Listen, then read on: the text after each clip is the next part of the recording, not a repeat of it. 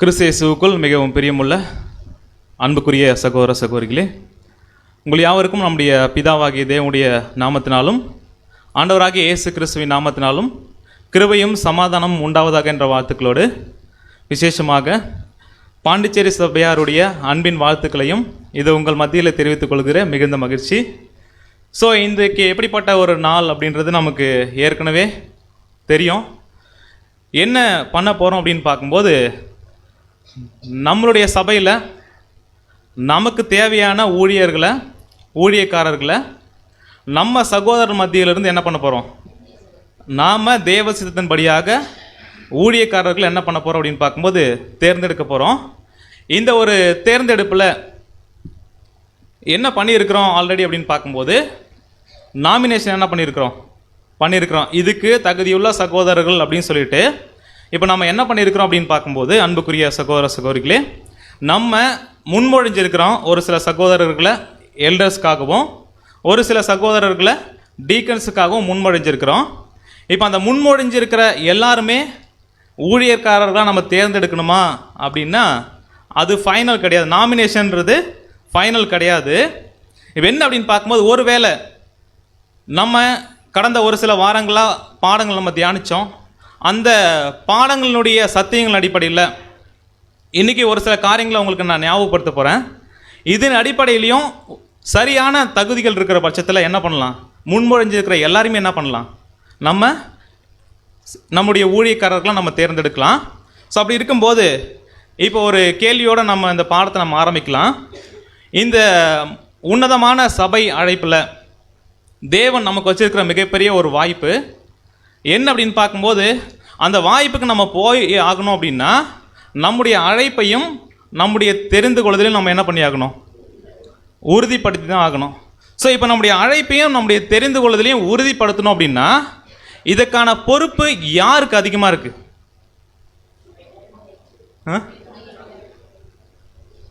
சபைக்கு அப்படின்னு சொல்கிறத விட, அதாவது இங்கே வசனம் என்ன சொல்லுது அப்படின்னு பார்க்கும்போது, உங்கள் அழைப்பையும் தெரிந்து கொள்வதிலையும் நீங்கள் என்ன பண்ணுன்னா உறுதியாக்கும்படி ஜாக்கிரதையாக இருங்கன்னு வசனம் சொல்லுது. இப்போ அப்படி இருக்கும்போது நம்முடைய தனிப்பட்ட வாழ்க்கையில் தேவன் அந்த கொடுத்த அந்த ஒரு அழைப்பில் உறுதியாக இருக்கணும் அப்படின்னா அதுக்கு பொறுப்பு யாருக்கு அதிகமாக இருக்குது அப்படின்னு கேட்டோம்னா, பொதுவாக சபைக்கு அப்படின்னு சொன்னோம்னா நம்ம தனிப்பட்ட விதத்தில் வரும்போது ஒவ்வொருவருக்கும் அந்த பொறுப்பு இருக்குது, கரெக்டுங்களா? ஸோ நமக்கு தான் அந்த பொறுப்பு இருக்குது அப்படின்றதுக்கு நமக்கு நல்லாவே தெரியும். இப்போ என்ன அப்படின்னு பார்க்கும்போது, நமக்கு பொறுப்பு இருக்குது. அந்த ஒரு மிகப்பெரிய ஒரு அழைப்புக்காக தான், உன்னத அழைப்புக்கு நோக்கி தான் நம்ம ஓடிக்கிட்டு இருக்கிறோம். இப்போ அப்படி ஓடிட்டு இருக்கிற அது மாத்திரம் நமக்கு பொறுப்புகள் இருக்குது, அந்த ரெஸ்பான்சிபிலிட்டியோடு நம்ம வாழ்ந்தோம் அப்படின்னா சபையாக மாறிடுவோம் அப்படின்னா தேவன் மிகப்பெரிய ஒரு ஏற்பாடை பண்ணி வச்சுருக்கிறாங்க. அந்த ஏற்பாடு வந்துட்டு என்ன அப்படின்னு பார்க்கும்போது, அந்த அழைப்பில் உறுதியாக இருக்கிறதுக்கு நமக்கு பலன் தரக்கூடியது, அதே மாதிரி நமக்கு தேவையான எல்லா விதமான ஆவிக்குரிய ஆகாரங்களையும் கொடுக்கக்கூடிய ஒரு இடம் எது அப்படின்னு பார்க்கும்போது இந்த சபை கூடி வருதல். இப்போ என்ன அப்படின்னு பார்த்தோன்னா, இந்த அழைப்பு பொதுவாக இந்த ஒரு அழைப்பு எல்லாருக்கும் வந்துட்டாலும் தனிப்பட்ட விதத்தில் நம்ம என்ன பண்ணியிருக்கிறோம் அப்படின்னு பார்க்கும்போது, தேவன்கிட்ட நம்மளை ஒப்பு கொடுத்து உறுதியாக இதில் ஓடுறதுக்காக நம்ம என்ன பண்ணிட்டு இருக்கோம், வாழ்ந்துட்டு இருக்கிறோம். அப்படி ஓடிட்டு இருக்கிற அழைப்பு தனியாக வந்துச்சு ஒவ்வொருத்தருக்கும், கரெக்டுங்களா? பொதுவாக சப்ஜெக்ட் எடுத்தாங்க, ஆனால் இண்டிவிஜுவலாக நம்ம என்ன பண்ணியிருக்கிறோம், இதுக்கு ரெஸ்பாண்ட் பண்ணி என்ன பண்ணியிருக்கிறோம் அப்படின்னு பார்க்கும்போது ஒப்பு கொடுத்துருக்குறோம். ஸோ ஒருவேளை இந்த எக்லீசியா அப்படின்ற ஒரு அமைப்பு தேவன் ஏற்படுத்தலை அப்படின்னா, தனிப்பட்ட ஒரு சகோதரனா இல்லை ஒரு தனிப்பட்ட ஒரு சகோதரியா இந்த அழைப்பில் நான் ஓடி ஜெயிச்சிருவேன் அப்படின்னு யாரால் என்ன பண்ண முடியாது, சொல்ல முடியாது. இந்த அழைப்பில் நம்முடைய பங்கு அதிகமாக இருந்தாலும் நம்ம சார்ந்திருக்கிறதான இந்த எக்லீசியா அமைப்பு அப்படின்ற ஒரு விஷயம் அது சரியாக இருந்தால் தான் நம்ம என்ன பண்ண முடியும் அப்படின்னு பார்க்கும்போது, இந்த ஒரு அழைப்பில் நம்ம என்ன பண்ண முடியும் அப்படின்னு பார்த்தோம்னா ஒரு வெற்றியுள்ள ஒரு வாழ்க்கை வாழ்ந்து ஜெயம் பெற்றவங்களும் ஆக முடியும் அப்படின்றது தேவனுடைய சித்தம். ஸோ அதுக்காக தான் என்ன பண்ணியிருக்கிறார் அப்படின்னு பார்க்கும்போது, இந்த சபை கூடி வருதல், இந்த எக்லீசியா ஐக்கியம் எதற்காக அப்படின்னு பார்த்தோம்னா அந்த ஒரே நோக்கத்துக்காக தான். ஏன் அப்படின்னு பார்க்கும்போது, இங்கே தான் நம்ம என்ன பண்ண முடியும் அப்படின்னு பார்த்தோம்னா மெருகேற்றப்பட முடியும், உருவாக்கப்பட முடியும், செதுக்கப்பட முடியும். நம்முடைய தனிப்பட்ட வாழ்க்கையில் தேவன் என்ன பண்ணுவாங்க அப்படின்னு பார்க்கும்போது அநேக விஷயங்கள் நமக்கு சொல்லிக் கொடுப்பாங்க, வளர்ப்பாங்க. நம்முடைய குடும்ப வாழ்க்கையிலையும் என்ன பண்ணுவாங்க அப்படின்னு பார்க்கும்போது நிறைய விஷயங்களை கற்றுக் கொடுப்பாங்க. ஆனால் மெஜாரிட்டியாக நம்ம தேவன்கிட்ட அர்ப்பணித்த தேவனே எங்கள் சித்தம் அல்ல, உங்கள் சித்தம் நிறைவேறட்டும் அப்படின்னு சொல்கிறது அநேக காரியங்கள் எங்கே தான் நம்ம நிறைவேற்ற முடியும் அப்படின்னு பார்க்கும்போது இந்த சபை ஐக்கியத்தில் தான். இந்த ஒரு சபை ஐக்கியம் இல்லை அப்படின்னா நம்ம என்ன பண்ண முடியாது அப்படின்னு பார்க்கும்போது தேவன் எதிர்பார்க்குற அளவுக்கு வளர முடியாது அப்படின்றது யாருக்கு தெரியும் அப்படின்னு பார்க்கும்போது தேவனுக்கே தெரியும். ஸோ அப்படி இருக்கும்போது இந்த சபை ஐக்கியம் அவ்வளோ முக்கியம் அப்படின்னும் போது இப்போ அன்புக்குரிய சகோதர சகோதரி ஒரு விஷயத்தை நம்ம கவனிக்கலாம். இப்போ தேவன் என்ன பண்ணியிருக்கிறாங்க அப்படின்னு பார்க்கும்போது இதை ஏற்படுத்தியிருக்கிறாங்க. சகோதரர்களாக ஏற்படுத்தினாங்களா? இல்லை. இது யார் ஏற்படுத்தியிருக்கிறார் அப்படின்னு பார்க்கும்போது தேவன் தான் என்ன பண்ணியிருக்கிறாரு, ஏற்படுத்தியிருக்கிறார். அப்படின்னா இந்த சபை ஐக்கியம், இந்த எக்லீசியா, நம்ம எல்லாரும் ஒன்றாக கூடியிருக்கிற இடம் தேவன் விரும்பக்கூடிய சபை ஐக்கியம் அப்படின்னு நம்ம சொல்லணும். அப்படின்னா இல்லை நம்மளுடைய எக்லீசியா எடுத்துக்கலாம். இப்போ தனிப்பட்ட வாழ்க்கையில் தேவன் எனக்கு என் மேலே பிரியமாக இருக்கிறாரு அப்படின்னு சொல்லிட்டு என்ன பண்ணலாம், நம்ம சொல்லலாம். ஏன் அப்படின்னு பார்க்கும்போது ஒரு வேளை தேவனுக்கு பிரியமாக நம்ம வாழ்ந்துட்டு இருக்கிற பட்சத்தில் இப்போ எக்லீசியா அப்படின்ற ஒரு விஷயத்தில் நம்ம அடுத்த ஒரு கேள்வி கேட்குறோம். நம்முடைய சபை ஐக்கியத்தை தேவன் விரும்பக்கூடிய ஒரு ஐக்கியம் அப்படின்னு நம்ம சொல்கிறோம் அப்படின்னா எப்படி இருந்தால் நம்ம சொல்ல முடியும் உறுதியாக? இப்போ தேவன் விரும்புகிற மாதிரி நம்முடைய சபை ஐக்கியம் வளரணும், அதே மாதிரி இருக்கணும் அப்படின்னா தேவன் ஏற்படுத்தின ஏற்பாடுகள் படி நம்முடைய ஐக்கியம் இருக்குது அப்படின்னா, நம்முடைய கூடுதல் இருக்குது அப்படின்னா உண்மையாலுமே இதை தேவன் எப்படி பார்ப்பார்? அதை ரொம்ப பிரியமாக ரொம்ப அன்பாக என்ன பண்ணுவார் அப்படின்னு பார்க்கும்போது நம்முடைய எக்லீசியாவா என்ன பண்ணுவார் அப்படின்னு பார்க்கும்போது ரொம்ப பிரியமாக பார்ப்பார் அப்படின்றத பார்க்குறோம். ஒருவேளை தேவன் ஏற்படுத்தியிருக்கிற ஒரு ஏற்பாடுகள் நம்முடைய எக்லீசியாவில் சரியாக இல்லை அப்படின்னு வச்சுப்போம். நம்ம விருப்பப்படி என்ன பண்ணுறோம், கூடிக்கிறோம், விருப்பப்படி என்ன பண்ணுறோன்னா ஊழியம் செய்கிறோம் அப்படின்னா அதில் தேவன் விருப்பப்படுவாருங்களா? கண்டிப்பாக என்ன பண்ண மாட்டார், விருப்பப்பட மாட்டார். அப்படின்னா தேவன் இந்த ஒரு சபை ஐக்கியம் எப்படி இருக்கணுன்றதுக்காக அநேக ஏற்பாடுகளை பண்ணியிருக்கிறாரு. அந்த ஏற்பாடுகளின்படி நம்முடைய சபை எக்லீசியா இயங்கினால் மாத்திரமே நம்ம உறுதியாக சொல்லலாம் நம்முடைய ஐக்கியத்தை, நம்முடைய சபையை தேவன் நேசிக்கிறான்னு சொல்ல முடியும்.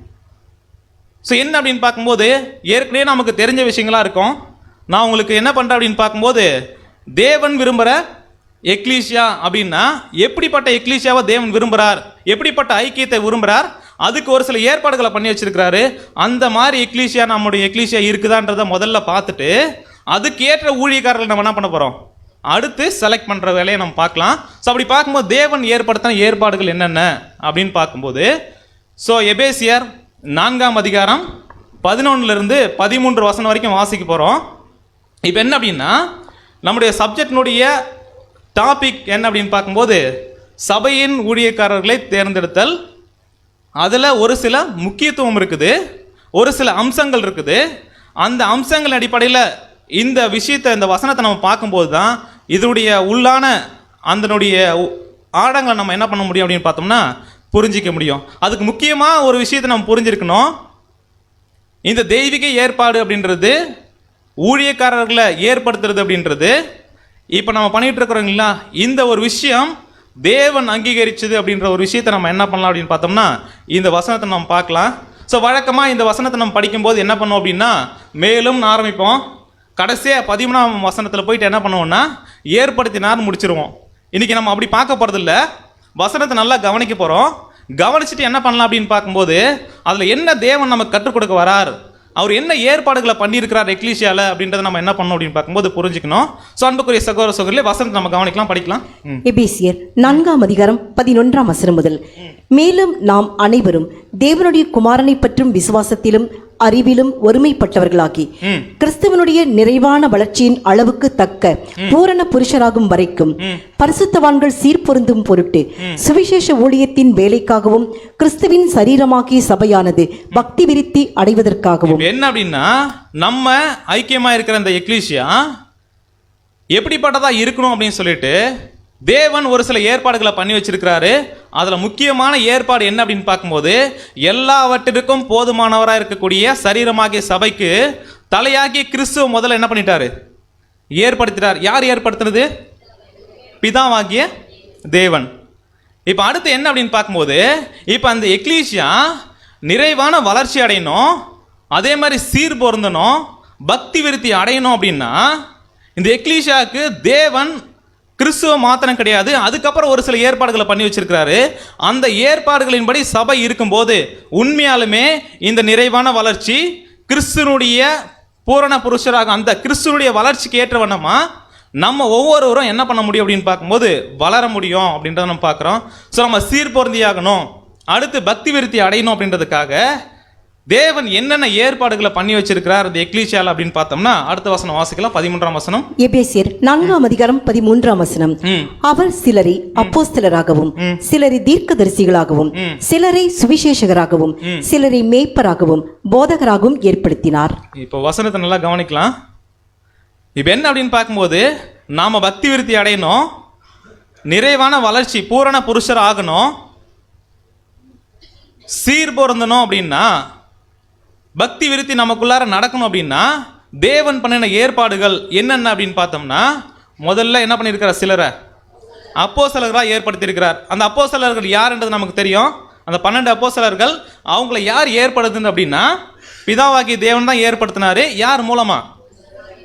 நம்முடைய ஆண்டவராகி இயேசு கிறிஸ்து மூலமா அவங்களை என்ன பண்ணியிருக்கிறார், ஏற்படுத்தியிருக்கிறார். ஸோ அதுக்கப்புறம் தேவன் ஒரு சில ஏற்பாடுகள் என்னென்ன பண்ணி வச்சிருக்கிறார் அப்படின்னு பார்க்கும்போது சிலரை என்ன பண்ணியிருக்கிறார் அப்படின்னு பார்த்தோம்னா தீர்க்கதரிசிகளாக என்ன பண்ணியிருக்கிறாரு, ஏற்படுத்தியிருக்கிறார். சிலரை என்ன பண்ணியிருக்கிறார் அப்படின்னு பார்க்கும்போது சுவிசேஷகராக ஏற்படுத்தியிருக்கிறாரு. அதுக்கப்புறம் ஒரு சிலரை என்ன பண்ணியிருக்கிறார்னா மேய்ப்பராக ஏற்படுத்தியிருக்கிறாரு. ஒரு சிலர் என்ன பண்ணியிருக்கிறார், போதகராக ஏற்படுத்தியிருக்கிறாங்க. இப்போ என்ன அப்படின்னா கிறிஸ்துவ தேவன் ஏற்படுத்திட்டாரு. அதுக்கப்புறம் அப்போஸ்தலர்களை கிறிஸ்து மூலமாக அதுவும் தேவன் தான் ஏற்படுத்தியிருக்கிறாரு. இப்போ அதுக்கப்புறம் யார் இந்த தீர்க்கதரிசி, யார் இந்த சுவிசேஷகர்கள், யார் இந்த மேய்ப்பர்கள்? சிலர் என்ன பண்ணியிருக்கிறார்னா தேவன் இப்படி ஏற்படுத்தியிருக்கிறார். எதுக்காக? இதுக்கு முன்னாடி இருக்கிற வசனத்தை நம்ம மறக்க வேண்டாம். நம்ம சீர் பொருந்தணும், பக்தி விருத்தி அடையணும், பூரண வளர்ச்சி நிறைவான வளர்ச்சி அடையணும் அப்படின்னா இந்த விதமான ஊழியக்காரர்கள் தேவன் ஏற்படுத்தி வச்சிருக்கிறாரு. அந்த ஊழியக்காரர்கள் இருக்கும்போது மாத்திரமே நம்முடைய எக்லீசியா தேவன் விரும்புகிற மாதிரி நிறைவான வளர்ச்சி என்ன பண்ண முடியும். நம்முடைய தனிப்பட்ட வாழ்க்கையும் சரி, நம்முடைய சகோதர சகோதரிகளுடைய வாழ்க்கையும் சரி, எப்போதான் நிறைவான வளர்ச்சி அடைய முடியும் அப்படின்னா இந்த மாதிரியான ஏற்பாடுகள் நிறைவாக நம்முடைய எக்லீசியா என்ன பண்ணணும், ஏற்படுத்தணும். அப்படி ஏற்படுத்தும் போது தான் என்ன பண்ண முடியும் அப்படின்னு பார்க்கும்போது அந்த விதமான வளர்ச்சி நம்ம எக்லீசியா அடையன்னு பார்க்குறோம். இந்த தீர்க்கதரிசி இப்போ இங்கிலீஷில் நான் சொல்கிறேன் ப்ராஃபட், அதுக்கப்புறம் சுவிசேஷகர் இவாஞ்சலிஸ்ட், அப்புறம் மேய்ப்பர் அப்படின்னா பாஸ்டர், அப்புறம் போதகர் அப்படின்னா டீச்சர். இந்த வார்த்தையெல்லாம் எங்கேயே கேள்விப்பட்ட மாதிரி இருக்கா? அதுக்கப்புறம் கண்காணின்னு ஒருத்தர் வருவார், பிஷப் அப்படின்னு. இப்போ என்ன அப்படின்னா இந்த கலைகள் இருக்கு இல்லையா, நம்மளாம் யாரு, கோதுமை மணிகள். இந்த கலைகள் மத்தியில் ஒரு சகோதரனுடைய பெயருக்கு முன்னாடி போடக்கூடிய பட்ட பெயர்கள் இவாஞ்சலிஸ்ட், அதுக்கப்புறம் ப்ராஃபட், அதுக்கப்புறம் பாஸ்டர், தீர்க்கதரிசன வரம் பெற்றவர். இந்த மாதிரி என்ன பண்ணுவாங்க அப்படின்னு பார்க்கும்போது முன்னாடி போட்டக்கூடிய ஒரு பட்ட பெயர்களாக பயன்படுத்திட்டு இருக்கிறாங்க. ஆனால் உண்மையாலுமே கோதுமை மணிகளாக இருக்கிற நமக்கு தான் தேவன் அந்த ஒரு விஷயத்தை ஏன் ஏற்படுத்தியிருக்கிறார், ஏன் சிலரை என்ன பண்ணணும் தீர்க்கதரிசியாக ஏற்படுத்தணும், சிலர் ஏன் சுவிசேஷகராக ஏற்படுத்தணும், சிலர் ஏன் மேய்ப்பர் போதகர் அப்படின்னு பார்த்தோம்னா இது எல்லாமே பட்ட பெயர்கள் கிடையாது, அவங்களுக்கு கொடுக்கக்கூடிய அந்த ஒரு கணம் கிடையாது, கணம் கொடுக்குற பெயர் கிடையாது. இது எல்லாமே என்ன அப்படின்னு பார்க்கும்போது அவர்கள் செய்யக்கூடிய வேலை, அவர்கள் செய்யக்கூடிய ஊழியம். இப்போ வேலை ஊழியன் வரும்போது இப்போ அதுக்காக ஏற்படுத்தக்கூடிய சகோதரர்கள் தான் யாரு, இந்த தீர்க்கதரிசி, சுவிசேஷகர், மேய்ப்பர், போதகர். எல்லாமே இவங்களாம் எங்க இருக்கிறாங்க, எங்க இருக்கிறாங்க? இப்போ என்ன அப்படின்னு பார்த்தோம்னா இவங்க எல்லாமே யார் அப்படின்னு பார்க்கும்போது மூப்பர்கள் அப்படின்ற சகோதரர்கள் நம்ம ஏற்படுத்தணும் இல்லைங்களா, அவங்களுக்கு தான் இந்த பெயர்கள் எல்லாம் வசனத்தை தேவன் ஏற்படுத்தியிருக்கிறாரு. இதில் என்ன பியூட்டி, இந்த ஒரு ஏற்படுத்துதலில் என்ன அம்சம் அப்படின்னு பார்த்தோம்னா இப்படிப்பட்ட சகோதரர்கள் யார் யார் இந்த ஊழியத்தை தேவனுக்கு பிரியமா பண்ணிக்கிட்டு இருக்கிறாங்களோ, இப்போ தேவன் யாரெல்லாம் பயன்படுத்தணும் விருப்பப்படுறாரோ அவங்கள தேர்ந்தெடுக்கக்கூடிய ஒரு உரிமை, ஒரு வாய்ப்பு யாருக்கு கொடுத்துருக்காரு தெரியுங்களா? தேவன் சபைக்கு. எனக்கு கொடுத்துருக்கான்னு சொல்லுங்க. என்ன அப்படின்னு பார்க்கும், நமக்கு கொடுத்துருக்கிறார் அப்படின்னு பார்க்கும்போது, அன்புக்குரிய சகோதர சகோதரிகளே, இந்த ஒரு வாய்ப்பு இந்த சபையினுடைய ஊழியக்காரர்கள் இந்த விதமான ஊழியங்களை செய்கிறவங்க தான் யார் அப்படின்னு பார்த்தோம்னா மூப்பர்கள். இந்த மூப்பர்களை தேர்ந்தெடுக்கிறதுல ஏன் அதிக கவனம் செலுத்தணும், ஏன் ரொம்ப முக்கியத்துவம் கொடுக்கணும் அப்படின்னு பார்த்தோம்னா, இந்த வேலைகள்லாம் தேவன் மகிமைப்படுத்தக்கூடிய வேலைகள். இந்த வேலையை ஒருத்தர் சரியாக செய்யணும் அப்படின்னா அதுக்கே உரிய தகுதிகளை தேவன் எதிர்பார்க்குறாரு. இது எல்லாமே என்ன அப்படின்னு பார்க்கும்போது திறமையின் அடிப்படையில் அவங்க செய்யக்கூடிய ஊழியங்கள் அப்படின்னு பார்க்குறோம். இந்த ஊழியத்தை செய்கிறவங்க தான் நம்முடைய வேதாகமத்தில் மூப்பர்கள் அப்படின்னு அழைக்கிறாங்க பார்க்குறோம். இதை கூட நம்முடைய அன்பு சகோதரர் ரசல் அவர் என்ன பண்ணியிருக்கிறாங்கன்னா 6வது தொகுதியில் 5ஆம் அத்தியாயத்தில் இதை பற்றின ஒரு சில விஷயங்களை பேசுகிறாங்க. அப்படி பார்க்கும்போது யார் இந்த மேய்ப்பர் தீர்க்கதரிசி அப்படின்னம்னா சகோதரர் அருமை விளக்குறாங்க. நம்ம அதை படிக்கலாம் பாருங்க. புது சிருஷ்டி மூப்பர் என்கின்ற வார்த்தையின் பொருளை புரிந்து கொள்ளும்போது சத்தியத்தின் ஆவிக்குரிய ஊழியங்கள் செய்கின்ற அனைவரையும் வேதாகமம் மூப்பர்கள் என்று அழைப்பது சரியானதே என்றும், அப்படி இல்லாத பட்சத்தில் அவர்கள் ஒரு அப்போஸ்தலராக அல்லது தீர்க்கதரிசியாக அல்லது சுவிசேஷகராக அல்லது போதகராக அல்லது மேய்ப்பராக பணியாற்றி கொண்டிருப்பார்கள் என்றும் உணர்கிறோம். நல்லா நம்ம கவனிக்கலாம். இந்த சத்தியத்தில் தேவன் விரும்புகிற மாதிரி ஊழியங்களை செய்யக்கூடியவங்க, ஆவிக்குரிய ஊழியங்களை செய்கிறவங்க எல்லாருமே யார் அப்படின்னு பார்த்தோம்னா மூப்பர்கள். அவங்களுக்கு தான் என்னென்ன பெயர்களை தேவன் கொடுத்துருக்கிறாரு? அப்போஸ்தலர்கள், தீர்க்கதரிசிகள், சுவிசேஷகர், மேய்ப்பர், போதகர். இந்த வார்த்தைகள் என்ன பண்ணப்பட்டிருக்குன்னா கொடுக்கப்பட்டிருக்குது. ஸோ அவங்க என்ன பண்ணுவாங்க அப்படின்னு பார்க்கும்போது இந்த மாதிரியான ஊழியத்தை செஞ்சுக்கிட்டு இருக்கிற சகோதரர்களாக இருப்பாங்க. அடுத்த லைன் படிக்கலாம். இந்த லைன் நீங்கள் நல்லா கவனிக்கணும். ஏன் அப்படின்னு பார்க்கும்போது தேவன் நமக்கு எப்படிப்பட்ட ஒரு வாய்ப்புகளை கொடுத்துருக்கிறான்னு கவனிக்கலாம். படிக்கலாம் சிஸ்டர். இந்த ஊழியங்களில் ஏதாவது ஒன்றை ஒருவர் செய்வதற்கு அவர் சபையில் மூப்பர் என்று அங்கீகரிக்கப்பட்டிருக்க வேண்டும். இப்போ என்ன அப்படின்னு பார்த்தோம்னா, இந்த ஒரு ஊழியங்களை சபையில் நம்முடைய ஐக்கியத்தில் ஒருத்தர் செய்யணும் அப்படின்னா என்ன பண்ணப்பட்டிருக்கணுங்களா? சபையாரால் அங்கீகரிக்கப்பட்டு மூப்பர் அப்படின்ற ஒரு ஊழியத்தை சபைக்கிட்ட இருந்து அங்கீகாரம் அவங்க என்ன பண்ணியிருக்கணும், வாங்கியிருக்கணும். இப்போ அப்படிப்பட்ட ஒரு ரெஸ்பான்சிபிலிட்டி தான் என்ன பண்ணியிருக்காரு தேவன் நம்மக்கிட்ட கொடுத்துருக்கிறாரு. ஏன் அப்படின்னு பார்க்கும்போது இப்போ அப்போஸ்தலர்களுக்கும் அந்த பேர் தான் அப்படின்னு சொல்லும்போது அவங்களும் என்ன பண்ணியிருக்கிறாங்க, நிறைய இடத்துல தன்னுடைய மூப்பர்கள் சொல்லியிருக்கிறாங்க. அப்போ பேதுரு எப்படி சொல்லியிருக்கிறாருன்னா, உங்களில் உள்ள மூப்பனுக்கு உடன் மூப்பனும். அதுக்கப்புறம் 2 யோவானில் நம்ம படிக்கும்போது யோவான் என்ன சொல்கிறாருன்னா, அதாவது மூப்பனாகிய அம்மாவுக்கு அப்படின்னு லெட்டர் எழுதுறேன் அப்படின்னு சொல்லுவார். இப்போ என்ன அப்படின்னு பார்க்கும்போது இந்த அப்போஸ்தலர்கள் எல்லாமே அந்த எல்டராக என்ன பண்ணியிருக்கிறாங்க அப்படின்னு பார்க்கும்போது அந்தந்த காலப்பகுதியில் என்ன பண்ணியிருக்கேன்னா ஊழியம் செஞ்சுருக்கிறாங்க. இப்போ அடுத்தது வரக்கூடிய காலப்பகுதியில் சபை ஐக்கியத்தில் இந்த ஆவிக்குரிய வேலைகளை செய்கிற எல்லாரையுமே தேவன் எப்படி தான் அழைக்குது அப்படின்னு பார்க்கும்போது மூப்பர் அப்படின்ற வார்த்தையில் தான் என்ன பண்ணுது, அழைக்குது. இப்போ என்ன அப்படின்னு பார்த்தோம்னா, இந்த ஆவிக்குரிய வேலையை செய்கிறதுக்கு இப்போ எக்லீசியா வளர்ச்சி அடையணும் அப்படின்னா அதில் என்ன இருக்குது அப்படின்னு பார்க்கும்போது நம்ம ரொம்ப ஆரோக்கியமாக என்ன பண்ணுறோம், வளர்றன்னு அர்த்தம். இப்போ நம்ம ஆரோக்கியமாக வளரணும் அப்படின்னா என்ன ஒரு விஷயம் நமக்கு ரொம்ப தேவை தெரியுங்களா? ஆவிக்குரிய உணவு. இதெல்லாம் பின்னாடி பார்க்க போகிறோம். இப்போ என்ன அப்படின்னு பார்க்கும்போது என்ன நமக்கு தேவை அப்படின்னா, நாம் இருக்கக்கூடிய சபை ஐக்கியம் ஆரோக்கியமாக இருந்தால் மாத்திரமே நாம் என்ன பண்ண முடியும், நம்முடைய தனிப்பட்ட வாழ்க்கையில் ஆரோக்கியமாக தேவன் விரும்புகிற மாதிரி வளர முடியும். கரெக்டுங்களா? ஒருவேளை நம்ம இருக்கிற சபை ஐக்கியம் ஆரோக்கியமாக இல்லை, ஆரோக்கியமாக இல்லாத எக்லீசியா அப்படின்றது என்ன தெரியுங்களா, தேவன் பண்ண ஏற்பாடுகளின்படி இல்லாமல் இயங்கிறது. இப்போ அப்படின்னா தேவன் ஏற்பாடுகளை பண்ணி வச்சிருக்கிறாரு. அந்த ஏற்பாடுகளின்படி நம்முடைய எக்லீசியா இருக்குது அப்படின்னா நம்ம எக்லீசியா எப்படிப்பட்ட எக்லீசியா, ரொம்ப ஹெல்த்தியாக இருக்குன்னு அர்த்தம், ரொம்ப மெச்சூர்டாக இருக்குன்னு அர்த்தம். எக்லீசியா எதின் அடிப்படையில் இருக்கும்போது, தேவன் பண்ணின ஏற்பாடுகளின்படி இருக்கும்போது இப்போ எக்லீசியாவும் ஆரோக்கியமாக இருக்கும்.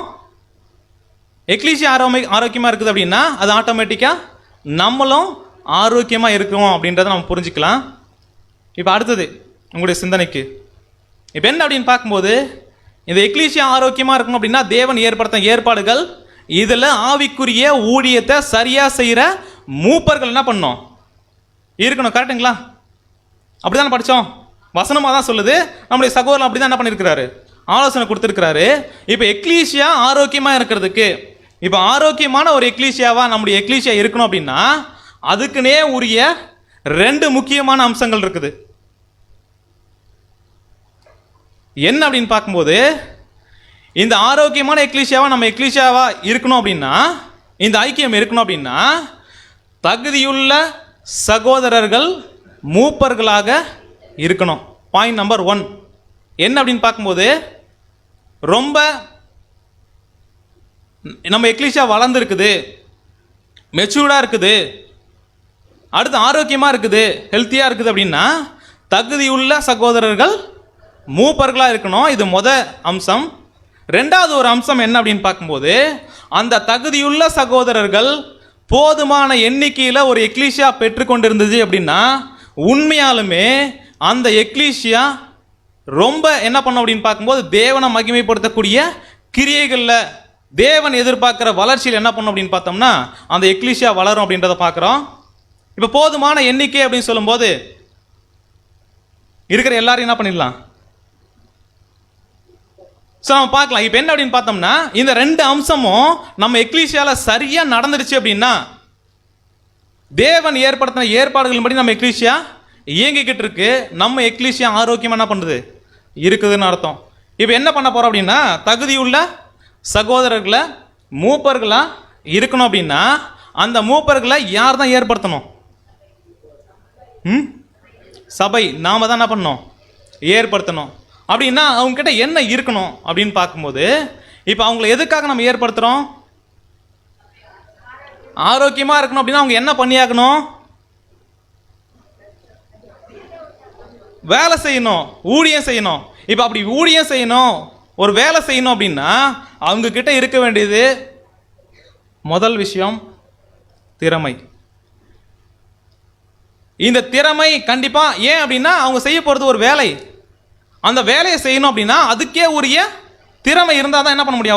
அவங்களால சரியாக செய்ய முடியும் அப்படின்னு பார்க்குறோம். அப்படின்னா திறமை மட்டும் போதுமா பிரதர்? திறமை மாத்திரம் போதாது, அது கூடவே இன்னொன்று இருக்கணும். என்னங்க? குணலட்சணம்.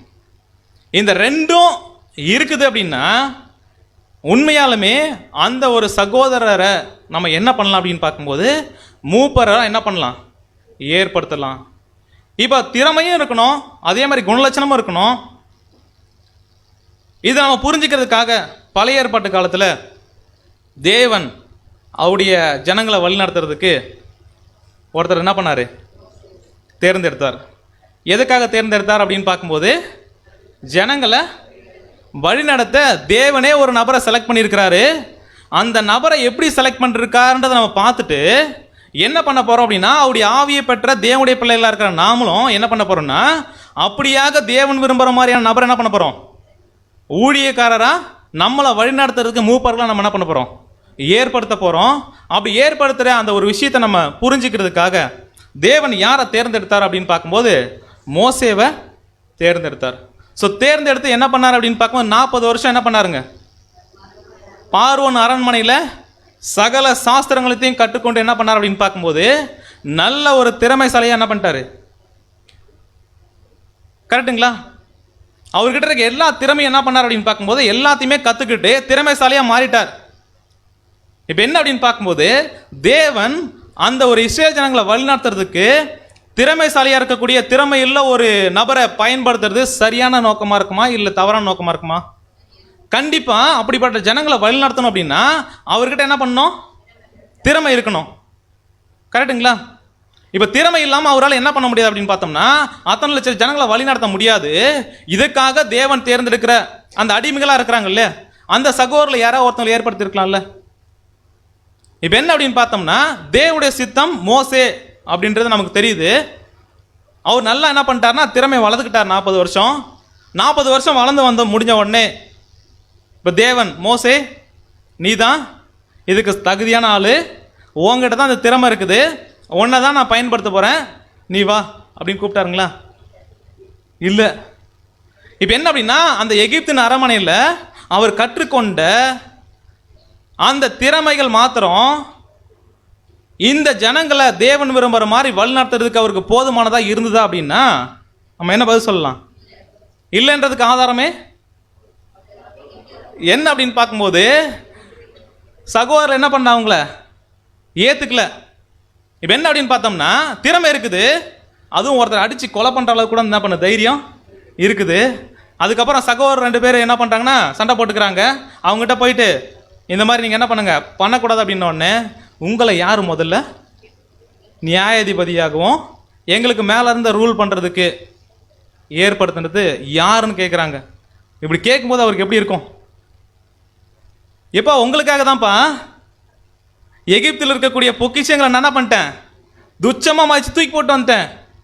உங்களுக்காக தான்ப்பா, உங்களோட துக்கத்தை அனுபவிக்கிறதுக்காக தான்ப்பா பார்வோனுடைய குமாரன்ற ஒரு பெயரை நான் என்ன பண்ணிட்டேன், வேண்டான்னு உதறிட்டேன். இப்போ என்ன பண்ணுறா அப்படின்னு பார்க்கும்போது இந்த மாதிரியான விஷயங்கள்லாம் அவர் செஞ்சுட்டு வந்தாலும் தேவனுடைய பார்வையில் அந்த ஒரு சூழ்நிலையில் அவர் தகுதியுடையவர் அல்ல. திறமை மாத்திரம் இருந்துச்சு அப்படின்னா தேவன் என்ன பண்ணியிருப்பார்? அவரை அது மட்டும் போதுமானதாக இருந்துச்சுன்னா அப்பயே என்ன பண்ணியிருப்பார்?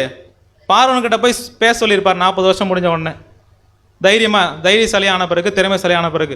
இப்போ என்னன்னா தேவன் அடுத்து அவர்கிட்ட என்ன எதிர்பார்க்குறார் அப்படின்னு பார்த்தோம்னா 40 வருஷம் வனாந்தரத்தில் கொண்டு போய் என்ன பண்ணுறாரு?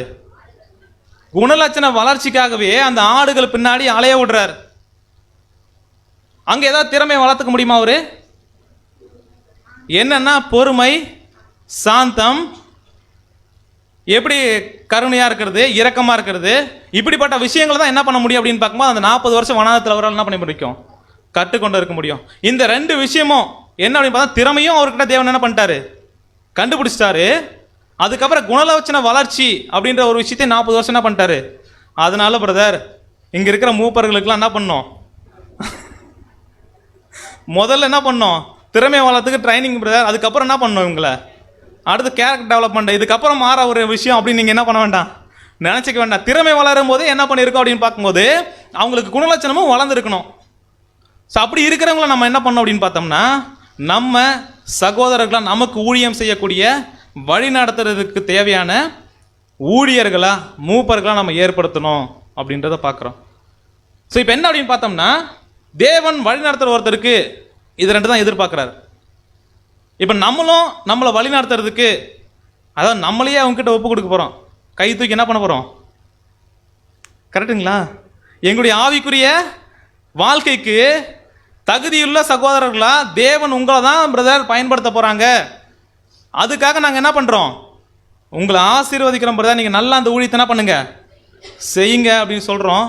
அப்படி சொல்கிறதுக்காக தான் ஏற்படுத்த போகிறோம். ஆனால் அப்படிப்பட்ட சகோதரர்கிட்ட கண்டிப்பாக என்ன பண்ணணும் அப்படின்னு பார்க்கும்போது திறமை அப்படின்ற ஒரு விஷயம் என்ன பண்ணணும்? திறமை அப்படின்றது அவர் ஒரு சுவிசேஷ ஊழியம். அதாவது என்ன அப்படின்னு பார்த்தோம்னா வெளியில் பொது ஜனங்கள் மத்தியில் சத்தியத்தை கொண்டு போய் சேர்க்குற ஒரு சகோதரன் என்ன பண்ணணும்? இருக்கணும். அதுக்கப்புறம் என்ன பண்ணணும் அப்படின்னு பார்க்கும்போது போதக ஊழியம் என்ன பண்ணணும்? சத்தியத்தை என்ன பண்ணணும்? சகோதரருக்கு எடுத்து அறிவிக்கணும்.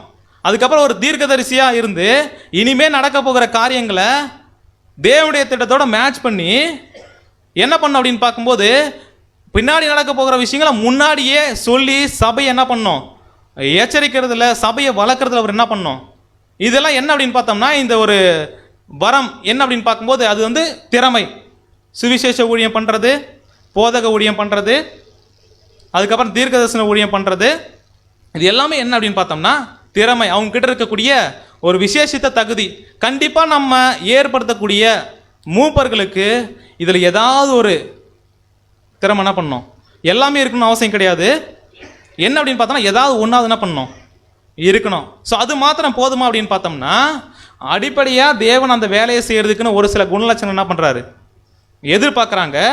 அந்த குணலட்சத்தின் அடிப்படையில் அந்த சகோதரன் ஒரு திறமை அவர்கிட்ட இருக்குது அப்படின்னா அப்படிப்பட்ட சகோதரன் நம்ம என்ன பண்ணலாம்? மூப்பர்களாக தைரியமாக கை ஊற்றி என்ன பண்ணலாம்? ஏற்படுத்தலாம். ஏன்னா தேவன் என்ன பண்ணுறாரு? அப்படி இருந்தால் தான் எக்லீஷியாவையே ஆரோக்கியமாக இருக்கும் அப்படின்றத நம்ம பார்க்குறோம். ஸோ அப்படி இருக்கும்போது இப்போ நாமினேட் ஆகிருக்கிற 8 சகோதரர்களுமே இந்த விஷயத்தில் சரியாக இருக்கிறாங்க அப்படின்னா நம்ம என்ன பண்ணணும்? பிரதர் 8 பேர்னா ரொம்ப அதிகம் பிரதர், அதனால் நான் என்ன பண்ணுவோம்?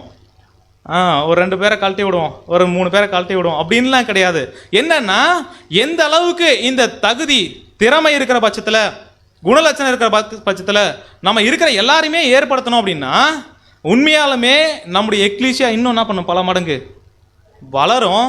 நாமளும் என்ன பண்ணுவோம் அப்படின்னு பார்க்கும்போது வளருவோம் அப்படின்றத நம்ம பார்க்கலாம்.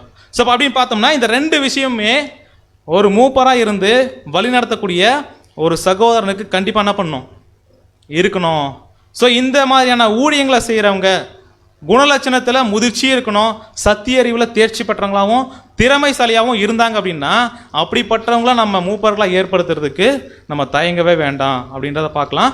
ஸோ ஒரு சில காரியங்களை நம்ம வாசிக்கலாம். புது சிருஷ்டி 6வது தொகுதியில் நம்ம படிக்கலாம் சார். சபையின் அங்கத்தினர்களாக, அதாவது அங்கங்களாக அவர்கள் இருக்கும்போது அவர்களது குணாதிசயத்தில் உள்ள முதிர்ச்சி, அறிவு, மேலும் ஆவியின் கனிகள் அவர்களை இப்படியான ஊழியத்திற்கு தகுதிப்படுத்தும். இப்படிப்பட்டவர்கள் மூப்பர்கள் என்று அங்கீகரிக்கப்பட வேண்டும்.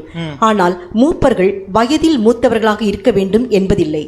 ஆனால் சத்தியத்தை பொறுத்தவரையில் முதிர்ச்சி பெற்றவர்களாக, மேலும் ஆலோசனை சொல்லக்கூடியவர்களாக, ஆண்டவருடைய திருவசனத்தின்படியாக சகோதரரை சீர் பொருந்த பண்ணுகிறவர்களாக இருக்க வேண்டும். இப்போ என்ன அப்படின்னு பார்க்கும்போது, இப்போ குணாதிசயத்தில் ஒரு முதிர்ச்சி இருக்கணும், அறிவில் ஒரு முதிர்ச்சி, சத்தியத்தின் அறிவில் ஒரு முதிர்ச்சி இருக்கணும், சாவியினுடைய கனி கொடுக்கறதுல ஒரு முதிர்ச்சி, இதெல்லாம் இருக்கணும். அப்படின்னா இருக்குது அப்படின்னா கண்டிப்பாக இப்படிப்பட்ட சகோதரர் நம்ம என்ன பண்ணலாம், அவங்க என்னென்ன வேலைகள்லாம் செய்யறவங்களா இருப்பாங்க அப்படின்னு பார்க்கும்போது ஆலோசனை சொல்லக்கூடியவங்களா, சத்தியத்தின் பிரகாரம், அதுவும் ஆண்டவருடைய திருவசனத்தின்படி ஒரு பிரச்சனை வருது அப்படின்னா வசனம் இதுதான், சத்தியம் இதுதான் சொல்லுது, இதுக்கு தான் நம்ம கீழ்ப்படிஞ்சே ஆகணும் அப்படின்னு சொல்லிட்டு சகோதரர்களுக்கு சீர் பொருந்துவதற்காக புத்திமதி ஆலோசனை சொல்லக்கூடிய ஒரு திறமை உடையவராக அந்த சகோதரர் என்ன பண்ணணும், கண்டிப்பாக இருக்கணும் அப்படின்னு பார்க்குறோம். ஸோ அடுத்தது முதல்ல என்ன அப்படின்னு பார்த்தோம்னா, சபை ஆரோக்கியமாக இருக்கணும் அப்படின்னா தகுதியுள்ள திறமையுள்ள அப்படின்னு வச்சிடாதீங்க. என்ன அப்படின்னு பார்க்கும்போது தகுதியுள்ள சகோதரர்கள் மூப்பர்களாக என்ன பண்ணணும், இருக்கணும். 2வது ஒரு காரியம் என்ன அப்படின்னு பார்க்கும்போது இதில் இருக்கிற அம்சம் என்ன அப்படின்னு பார்த்தோம்னா போதுமான எண்ணிக்கையில் இருக்கணும். இப்போ இந்த போதுமான எண்ணிக்கை அப்படின்னு சொல்லும்போது எவ்வளோ இருக்கலாம் ஒரு எக்லிஷியாக்கு? எவ்வளோ வேணா இருக்கலாங்களா? என்ன அப்படின்னு பார்த்தோம்னா ஒருவேளை எல்லா சகோதரர்களுமே தகுதியுள்ளவங்களா இருந்தாங்கன்னா எல்லாருமே என்ன பண்ணலாம் அப்படின்னா எக்லிஷியா எப்படி இருக்கும்? ஆனால் வசனத்தின் படிகாரம் பார்க்கும்போது தேவன் சிலரை தீர்க்கதரிசியாகவும், சிலரை மேய்ப்பராகவும், சிலரை சுவிசேஷகராகவும் என்ன பண்ணியிருக்கிறாரு, சிலரை போதகராகவும் என்ன பண்ணியிருக்கிறாரு. அப்போனா சிலர் தான் அப்படின்னா வெகு சிலராக ஒரு 2 பேர் ஒருத்தர் இருந்தால் போதுமா அப்படின்னு பார்த்தோம்னா அந்த சபையினுடைய எண்ணிக்கையை பொறுத்து என்ன பண்ணும் அப்படின்னு பார்க்கும்போது இது வித்தியாசப்படும். இப்போ என்ன அப்படின்னு பார்க்கும்போது குறைஞ்சபட்ச அளவாக நம்முடைய சகோதரர் என்ன பண்ணியிருக்கிறான்னு ஒரு சில ஆலோசனை கொடுத்துருக்குறாங்க. எவ்வளோ அது? குறைந்தபட்ச அளவு 25 பேருக்கு ஒருத்தர். இப்போ போதுமான எண்ணிக்கையில் மூப்பர்கள் நம்முடைய எக்லீஷியாவில் இருக்கிறாங்களா அப்படின்றதுக்கு நம்ம ப்ராக்டிக்கலாக ஒரு விஷயத்தை யோசிக்கலாம். இப்போ போன வருஷம் எலெக்ஷன் நடந்துச்சுங்களா? ஊழியக்காரர்கள் நம்ம ஏற்படுத்தணுமா? ஏற்படுத்திட்டோம். இப்போ என்ன அப்படின்னு பார்க்கும்போது 6 சகோதரர்கள் என்ன பண்ணாங்க, ஏற்படுத்தணும். இப்போ என்ன அப்படின்னு பார்த்தோம்னா இந்த 6 சகோதரர்களில் எங்கள் வீட்டுக்கு இந்த 1 வருஷமாக ஒருத்தர் கூட வந்ததில்லை பிரதர் அப்படின்னு சொல்கிறவங்க யாராச்சும் இருக்கிறீங்களா? இந்த 1 வருஷத்தில், இதுக்கு முன்னாடி வந்திருக்கலாம், இந்த 1 வருஷத்தில் எல்லார் வீட்டுக்கு வந்துட்டாங்களா? இப்போ என்ன அப்படின்னு பார்த்தோம்னா இப்போ அப்படின்னா இப்போ அவங்களுக்கு தனிப்பட்ட வேலை இருக்குது, அவங்களுக்குன்னு கொடுக்கப்பட்ட ஒரு சில ஊழியங்கள் இருக்குது. இப்போ அதன் மத்தியில் மற்றவங்களுக்காக இவங்க ஊழியம் செய்யணும். அவங்களுக்கு இருக்கிறது எத்தனை மணி நேரம்? நமக்கு எத்தனை மணி நேரம் இருக்குதோ அத்தனை மணி நேரம் தான் அவங்களுக்கு இருக்குது. அப்படின்னா இப்போ என்ன அப்படின்னு பார்க்கும்போது நான் என்ன கேட்குறேன்னா, பிரதர் இந்த பக்கம் வந்தேன் பிரதர், உங்கள் வீடு பக்கத்தில் இருக்கான், அதனால் சும்மா பார்த்துட்டு போகலான்னு அப்படியாவது என்ன பண்ணியிருக்கணும். அதனால் வரல பிரதர், அதனால் அவங்களாம் தப்பானவங்க என்ன பண்ணிடாதீங்க. என்ன அப்படின்னு பார்க்கும்போது ஏன் அப்படின்னு பார்த்தோம்னா இந்த எக்லீசியா சபை ஐக்கியத்தில் நம்ம வரோம் பார்க்குறோம். அதுவும் என்ன அப்படின்னு பார்க்கும்போது வாரத்தில் பாதிக்கு மேலே இங்கே தான் என்ன பண்ணுறோம் பார்க்குறோன்றனால வீட்டில் வந்துட்டு பார்க்குற அளவுக்கு தேவையில்லை அப்படின்னு என்ன பண்ண முடியாது. ஏன் அப்படின்னா ஒரு சில விஷயங்கள் என்ன பண்ணும் அப்படின்னு பார்க்கும்போது இங்கே பார்க்கும்போது என்ன எப்படி பிரதர் இருக்கிறீங்க, டிஃபால்ட்டாக ஒரு ஆன்சர், நல்லா இருக்கும் பிரதர். சாப்பிட்டீங்களா? சாப்பிட்டோம் பிரதர். என்ன அப்படின்னு பார்த்தோம்னா இதோட முடிஞ்சிடும். அவங்கள தனித்தனியாக போய் சந்திக்கும் போது தான் உண்மையாலுமே அவங்ககிட்ட என்ன பலகீனம் இருக்குது, குறைகள் இருக்குது, ஆவிக்குரிய வாழ்க்கையில் வளர்றதுக்கு எந்த விதமான தேவைகள் அவங்களுக்கு தேவைப்படுதுன்றது என்ன பண்ண முடியும், உணர முடியும். அப்படின்னா நீங்கள் ரியாக்ட் பண்ணுறதை பார்த்தே நான் கண்டுபிடிச்சிட்டேன். 6 பேர் என்ன பண்ணாது கண்டிப்பாக பத்தாது. இப்போ என்ன அப்படின்னு பார்த்தோம்னா இப்போ தகுதியுள்ள சகோதரர்கள் மூப்பர்களாக இருக்கணும். அது போதுமான அளவில் என்ன பண்ணணும் இருந்தால் மாத்திரம்தான் நம்ம சபை ஆரோக்கியமாக வளரும் அப்படின்றத பார்க்குறோம். இப்போ போதுமான அளவில் நம்ம என்ன பண்ணோம் அப்படின்னு பார்க்கும்போது தேர்ந்தெடுக்க வேண்டிய பொறுப்பு யாருக்கு தான் இருக்குது அப்படின்னு பார்த்தோம்னா எக்லீசியாவுக்கு. அந்த திறமைகளுடைய அந்த குணலட்சமுடைய சகோதரர் நம்ம என்ன பண்ணியாக்கணும், அந்த ஊழியத்துக்காக ஏற்படுத்தும் போது கண்டிப்பாக அதிகப்படியான மூப்பர்கள் இருந்தால் தான் அதிகப்படியான சபைக்கு ஆசீர்வாதம், அதிகப்படியான வேலை நடக்கும், அதிகப்படியான கண்காணிப்பு இருக்கும். ஸோ அப்படின்றத மனசில் வச்சுக்கிட்டு இப்போ தகுதியுள்ள மூப்பர்கள் எப்படி இருக்கணும் அப்படின்றத நம்ம என்ன பண்ணிட்டோம் பார்த்தோம், மோசேவை எக்ஸாம்பிளாக வச்சு. இப்போ அடுத்து என்ன பண்ண போகிறோம் அப்படின்னா அது மாத்திரம் நமக்கு பத்தாது. இப்போ புதிய ஏற்பாட்டுக்கு வந்துடலாம். புதிய ஏற்பாட்டில் அநேக விஷயங்கள் என்ன பண்ணப்பட்டிருக்கு அப்படின்னு பார்க்கும்போது தேவன் இந்த மூப்பர்கள் அப்படின்றவங்க சபையை வழிநடத்தக்கூடிய சகோதரர்கள் எப்படியா இருக்கணும் அப்படின்றதுக்கு நிறைய விஷயங்கள் என்ன பண்ணியிருக்காங்கன்னு சொல்லியிருக்கிறாங்க. ஏற்கனவே பார்த்த வசனங்களாக கூட இது இருக்கலாம். ஸோ இன்றைக்கி நம்ம என்ன பண்ண போகிறோம் அப்படின்னு பார்க்கும்போது நிறைய விஷயம் மறந்துருப்போம், என்ன பண்ணலாம் கொஞ்சம் ஞாபகப்படுத்திக்கலாம். இப்போ என்ன அப்படின்னு பார்த்தோம்னா இப்படிப்பட்ட திறமையுள்ள குணலட்சணம் உள்ள தகுதியுள்ள சகோதரர்களை அடையாளம் கண்டுபிடிக்கிறதுக்கு நம்ம என்ன பண்ணணும் அப்படின்னு பார்க்கும்போது ஒரு சில விஷயத்தை கவனிக்கணும்.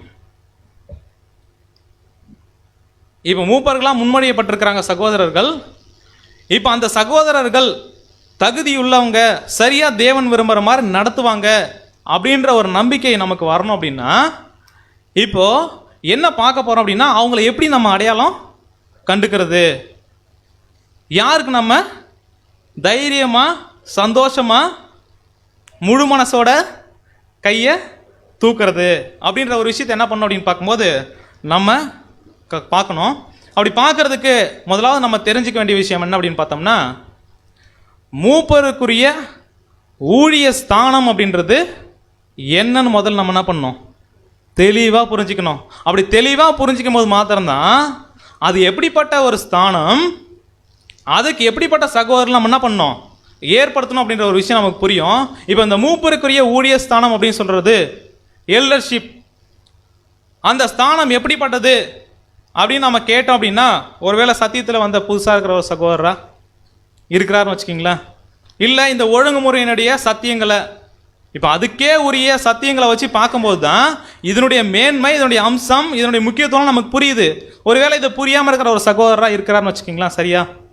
இப்போ அவங்ககிட்ட கேட்டோம் அப்படின்னா இல்லை அவங்களுடைய அண்டர்ஸ்டாண்டிங் எப்படி இருக்கும் அப்படின்னா இந்த மூப்பருக்குரிய ஊழிய ஸ்தானம் அப்படின்றது அவங்களுடைய புரிந்து கொள்ளுதல் எப்படியா இருக்கும் அப்படின்னு பார்க்கும்போது கூடுக்கு என்ன பண்ணுவார், எல்லா கூடிக்கும் முன்னாடி இருந்து இங்கே என்ன பண்ணுவார் லீட் பண்ணுவார், அவர் தான் எல்டர், கரெக்டுங்களா? அடுத்தது என்ன பண்ணுவார்னா நினைவு கூறுதல் ஆராதனை நடத்துவார், அதுக்கப்புறம் திருமணம், அதுக்கப்புறம் டெத்து அடக்க ஆராதனை, இதெல்லாம் நடக்குது அப்படின்னா அவர் என்ன பண்ணுவார் முன்னாடி இருந்து என்ன அப்படின்னு பார்த்தோம்னா ஒருவேளை சரியான புரிதல் இல்லை அப்படின்னா இப்படி செய்கிறவங்க தான் என்ன பண்ணுவாங்க மூப்பர்கள் அப்படின்னு என்ன பண்ணுவோம் அப்படின்னு பார்க்கும்போது தவறாக புரிஞ்சிக்க வாய்ப்பு இருக்குது. அதனால இந்த வேலையெல்லாம் மூப்பர்கள் செய்யக்கூடாதுன்னு சொல்ல வரல. என்ன அப்படின்னா மூப்பருக்குரிய ஸ்தானம்னு இருக்குது, அதுவும் என்ன ஸ்தானம் அப்படின்னு பார்த்தோம்னா ஊழிய ஸ்தானம். அந்த வார்த்தையை மட்டும் நம்ம எடுத்துட்டு மூப்பருக்குரிய ஸ்தானம் அப்படின்னு போட்டு அதை நம்ம புரிஞ்சுக்கிட்டோம் அப்படின்னா இந்த மாதிரி மேன்மையான இடத்தெல்லாம் என்ன பண்ணுவார் அவர் இருப்பார் அப்படின்னு என்ன பண்ணிடுவோம். அது என்ன ஸ்தானம் அப்படின்னா ஊழிய ஸ்தானம்.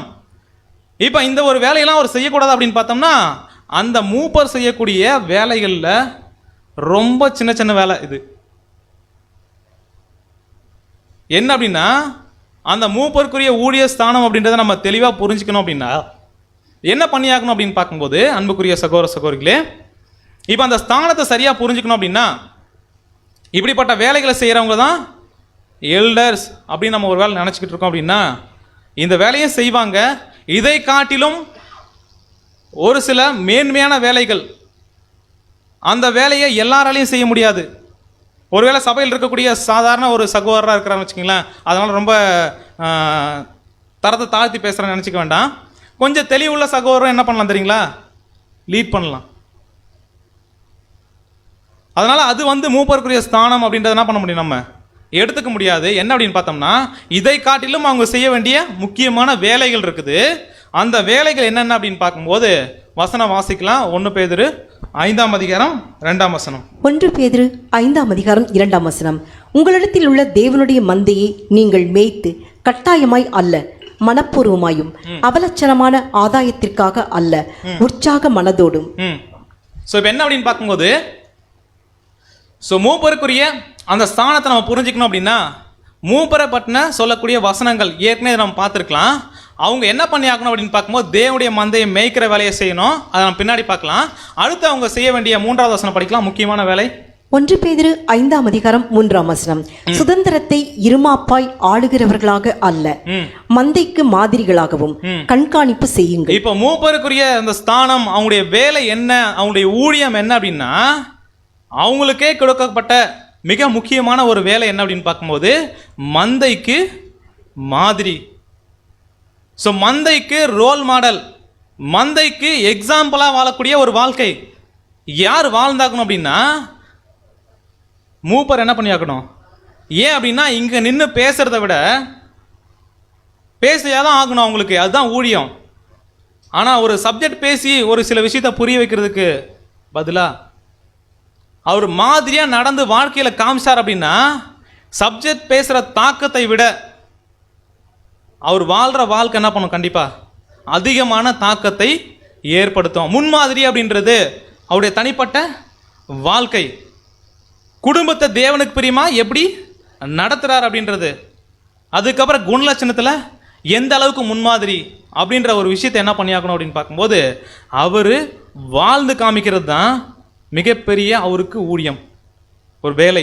அந்த மூப்பருக்குரிய ஸ்தானத்தில் ஒரு சகோதரர் நம்ம ஏற்படுத்தணும் அப்படின்னா அந்த சகோதரர் எப்படிப்பட்டவா இருக்கணும் அப்படின்னு பார்த்தோம்னா தன்னுடைய தனிப்பட்ட வாழ்க்கையில், தன்னுடைய குடும்ப வாழ்க்கையில், குணலட்சண வளர்ச்சியில் நம்மளை காட்டிலும் கொஞ்சம் என்ன பண்ணணும் மேலே.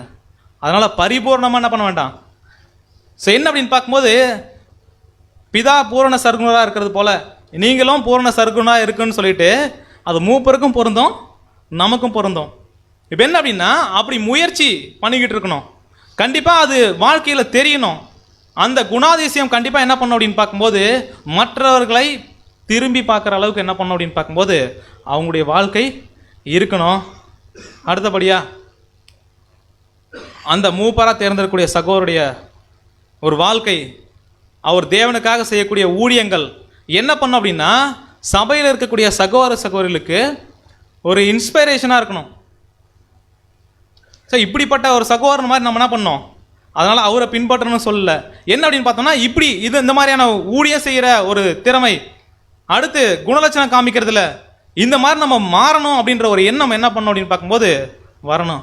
அவங்க கிட்ட இருக்கக்கூடிய அந்த ஒரு வெளிச்சம், அவங்க கிட்ட இருக்கக்கூடிய அந்த அனல் என்ன பண்ணணும் அப்படின்னா என்ன பண்ணணும், பக்கத்தில் இருக்கவங்க என்ன பண்ணணும், பற்றிக்கணும்.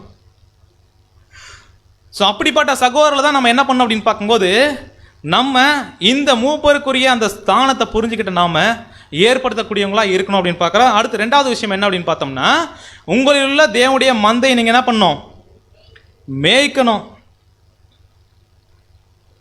முன்மாதிரி அப்படின்ற ஒரு விஷயம். அடுத்து 2வதா என்ன அப்படின்னு பார்த்தோம்னா மந்தையை என்ன பண்ணணும், மேய்க்கணும். இப்போ என்ன அப்படின்னு பார்த்தோம்னா மந்தையை மேய்க்கிறது அப்படின்னா மந்தைக்கு தேவையான உணவு, சாப்பாடு என்ன பண்ணணும், சரியான உணவு கொடுக்கணும். ஏற்ற கால சத்தியம், இந்த ஏற்ற கால சத்தியத்தில் நம்ம லேட்டாக வந்திருந்தாலும் ஒரு முக்கியமான சத்தியம் என்ன அப்படின்னு பார்க்கும்போது இந்த ஒழுங்குமுறை. இப்போ இவ்வளோ விஷயம் பார்க்குறோம் இல்லைங்களா, ஒருவேளை இந்த ஏற்பாடுகள் தேவன் ஏற்படுத்தினதை நம்ம கண்ணை மறைச்சியே இருக்குதுன்னு வச்சுக்கிங்களேன், இதனுடைய ஆழங்களை, இதனுடைய அம்சத்தை, இதனுடைய முக்கியத்துவத்தை நம்மளால் புரிஞ்சிக்க முடியுமா? அப்படின்னா காலத்துக்கு ஏற்ற விஷயத்தை தேவன் சபையில் செய்யணும்னு நினைக்கிறாரு. சபை ஐக்கியத்தில் அந்த விஷயத்தில் தெளிவுள்ள சகோதரன் என்ன பண்ணணும் இருந்து மந்தை ஒரு சில நேரத்தில் புரிஞ்சிக்காம இருக்கலாம், ஒரு சில நேரத்தில் உதாசீனப்படுத்தலாம். அந்த விஷயத்தை தேவன் அது ரொம்ப முக்கியமாக எதிர்பார்ப்பார். அவங்களுக்கு புரிய வச்சு இந்த விஷயத்தை என்ன பண்ணணும் அப்படின்னு பார்க்கும்போது அவங்களுக்கு சரியான விதத்தில் கொண்டு போய் சேர்க்குறவரா இருக்கணும் அப்படின்னு பார்க்குறோம். அது மாத்திரம் இல்லை, இப்போ ஆடு மேய்ப்பனுக்கு தெரியும் நல்லா. என்ன அப்படின்னு பார்த்தோம்னா, ஒரு ஆடு கொஞ்சம் சோகமாக இருக்குது, நிறைய புல் இருக்குது, ஆனால் அது மேய மாட்டேங்குது.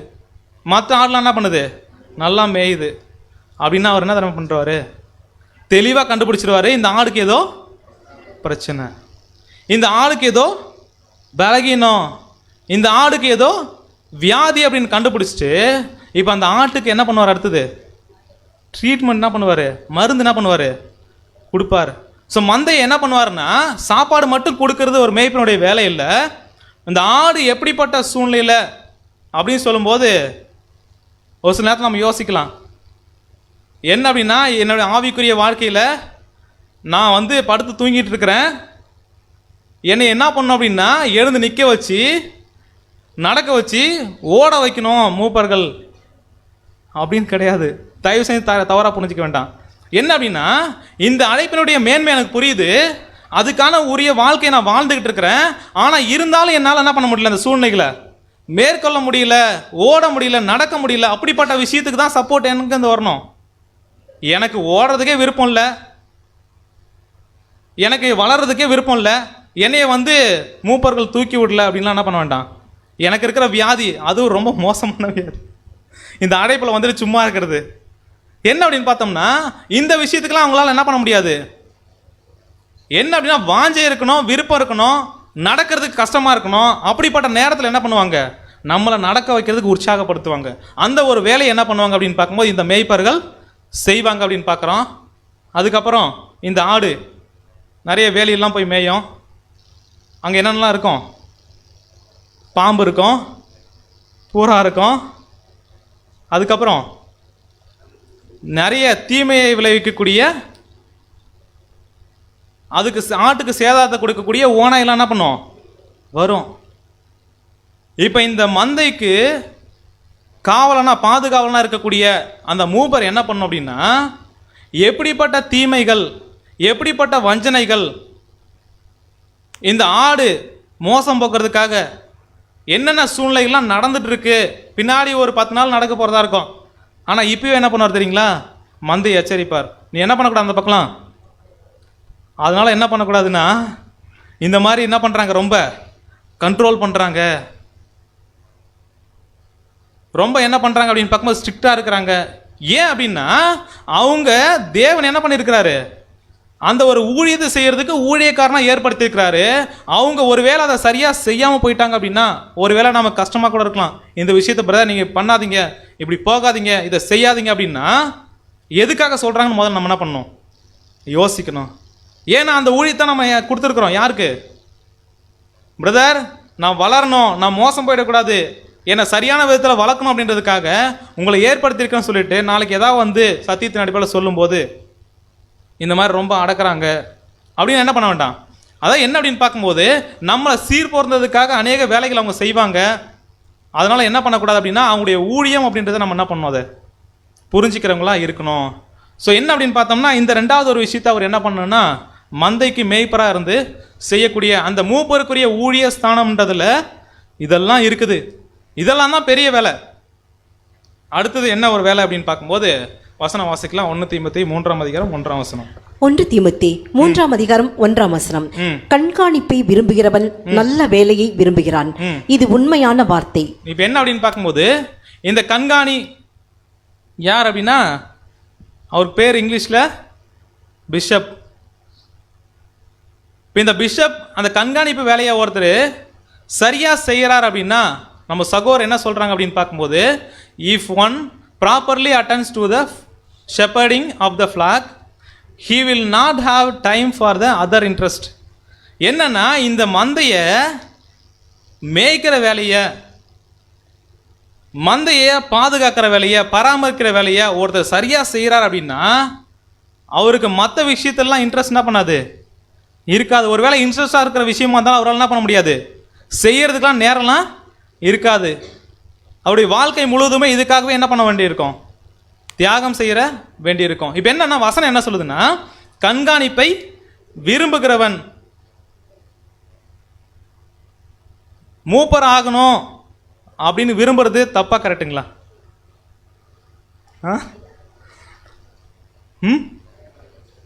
இல்லை ஒருத்தர் வந்து எனக்கு விருப்பமே இல்லை பிரதர், சபையார் தான் என்ன பண்ணிட்டாங்க, ஏற்படுத்திட்டாங்க அப்படின்னா அவரால் அந்த ஒரு ஊழியத்தை சரியாக செய்ய முடியுமா? நம்ம நல்லா யோசிச்சு பார்க்கலாம். என்னன்னா மூப்பருக்குரிய ஸ்தானம் அது வந்து ரொம்ப பெரிய மேன்மையை கொடுக்கும், எல்லார் மத்தியிலும் கொஞ்சம் மேலே பார்க்க வைக்கும் அப்படின்ற ஒரு வாஞ்சைக்காக கிடையாது அவர் எதிர்பார்க்கறது. என்ன அப்படின்னா இது மிகப்பெரிய ஒரு வேலைன்னு தெரியும், இந்த ஒரு வேலையை நான் சரியாக செய்யணும் அப்படின்னா சகோதரர் இன்னொரு இடத்துல சொல்கிறாங்க, நோக்கம் இல்லாமல் விருப்பம் இல்லாமல் யாரும் ஒரு வேலையை சரியாக என்ன பண்ண முடியாதுங்களா, செய்ய முடியாது. ஒரு குறிக்கோள் இல்லாமல் இருக்கிறாங்க அப்படின்னா, இப்போ மந்தையை மேய்க்கணும், பாதுகாக்கணும், பராமரிக்கணும் அப்படின்ற விருப்பமே அவருக்கு இல்லை அப்படின்னா, அப்படிப்பட்டவரோட மூப்பரை நம்ம ஏற்படுத்தணும் அப்படின்னா அவரால் கண்டிப்பாக என்ன பண்ண முடியாது அந்த வேலையை. ஸோ குறிக்கோள் இருக்கணும். அது எப்படிப்பட்ட குறிக்கோள் அப்படின்னு பார்த்தோம்னா, என்கிட்ட அந்த திறமை இருக்குது, ஒருவேளை குணலட்சணம் இருக்கிற பட்சத்தில் சகோதரர் அதுக்காக ஏற்படுத்துகிறாங்க அப்படின்னா என்னுடைய வாழ்க்கை எதுக்காக தேவனுக்கு அர்ப்பணிச்சிருக்கு அப்படின்னு பார்க்கும்போது என்கிட்ட இருக்கிற எல்லாத்தையுமே தான், அது எல்லாத்தையுமே பலி செலுத்துறதுக்கு அருமையான ஒரு வாய்ப்பு இந்த எல்டர்ஷிப். இப்போ அதுக்காக நான் என்ன பண்ணுறேன் அப்படின்னு பார்க்கும்போது என்னையே ஒப்பு கொடுக்குறேன் அப்படின்னு என்ன பண்ணணும் அப்படின்னு பார்க்கும்போது விருப்பமுள்ள சகோதரனா அந்த சகோதரன் நம்முடைய பார்வையில் தென்படணும். ஸோ அடுத்ததாக இவருக்கு என்ன வேலை இருக்குது அப்படின்னு பார்க்கும்போது டபுள் டியூட்டி. டபுள் டியூட்டி அப்படின்றது என்ன அப்படின்னு பார்க்கும்போது வசன வாசிக்கலாம். அப்போஸ்தலர் 20:28. அப்போஸ்தலர் 20:28. ஆகையால் உங்களை குறித்தும் தேவன் தம்முடைய சுய இரத்தத்தினாலே சம்பாதித்து கொண்ட தமது சபையை மேய்ப்பதற்கு பரிசுத்த ஆவி உங்களை கண்காணிகளாக வைத்த மந்தை முழுவதையும் குறித்தும் எச்சரிக்கையாயிருங்கள். இப்போ என்ன அப்படின்னு பார்க்கும்போது அந்த மூப்பரா ஏற்படுத்த போகிற சகோதரன் அவர் என்ன பண்ணணும் அப்படின்னா தன்னை குறித்து முதல்ல என்ன பண்ணணும், ரொம்ப ஜாக்கிரதை உள்ளவரா இருக்கணும். அடுத்து என்ன பண்ணணும் அப்படின்னு பார்க்கும்போது தேவன் தம்முடைய சுய ரத்தத்தினால் சம்பாதித்த சபையை குறித்து என்ன பண்ணவர், ஜாக்கிரதை உள்ளவளாக இருக்கணும். ரெண்டு வேலை, தனிப்பட்ட வாழ்க்கையில் நமக்கு வேலை செஞ்சாக்கணும், குடும்பத்தை பாதுகாக்கணும், அதன் மத்தியில் தேவனை பிரியப்படுத்துகிற ஒரு வாழ்க்கையும் வாழணும். அதே வகையில் சபையாருக்கு சகோதரர்களுக்கு என்னென்ன வேலைகள்லாம் தேவை, அவங்களுக்கு என்னென்ன ஊழியெல்லாம் தேவைப்படுது, அவங்கள தேவன் விரும்புகிற மாதிரி எப்படி நம்ம வளர்க்குறது அப்படின்ற வேலையும் சேர்த்து அவர் பண்ணுறவர் எப்படிப்பட்டவராக இருக்கணும் அப்படின்னு பார்க்கும்போது நல்ல ஒரு ரெஸ்பான்சிபிலிட்டி உள்ளவராக இருக்கணும். இப்போ என்ன அப்படின்னு பார்க்கும்போது அந்த ஒரு பாக்கியம் நமக்கு கிடைச்சிருக்குது, அதை இன்னும் சரியாக எப்படி செய்யலாம் அப்படின்னு சொல்லிட்டு அவர் என்ன பண்ணணும் அப்படின்னு பார்க்கும்போது அதுக்காக பிரயாசப்படம்டா இருக்கணும். ஏன் அப்படின்னா அவர் கணக்கு என்ன பண்ணணும், கொடுக்கணும். தன்னை குறித்தும் தேவனுக்கு தனிப்பட்ட விதத்தில் என்ன பண்ணணும், தேவன் விரும்புகிற மாதிரி வாழ்க்கை வாழ்ந்திருக்கிறேன், விரும்புகிற மாதிரி ஊழியம் செஞ்சுருக்கிறேன்றதை கணக்கு கொடுக்கணும். அதே மாதிரி தேவன் என்ன பண்ணியிருக்கிறாரு, மந்தைக்கு ஒரு பாதுகாவலனா என்ன பண்ணியிருக்கிறாரு, கண்காணிகளாக என்ன பண்ணியிருக்கிறாரு வச்சிருக்கிறாரு. அதுக்கும் சேர்த்து அவர் என்ன பண்ணணும், அவருடைய வாழ்க்கையில் கணக்கு கொடுக்கிறவரா இருக்கணும். வசனம் வாசிக்கலாம். எபிரேயர் 13:17. எபிரேயர் 13:17.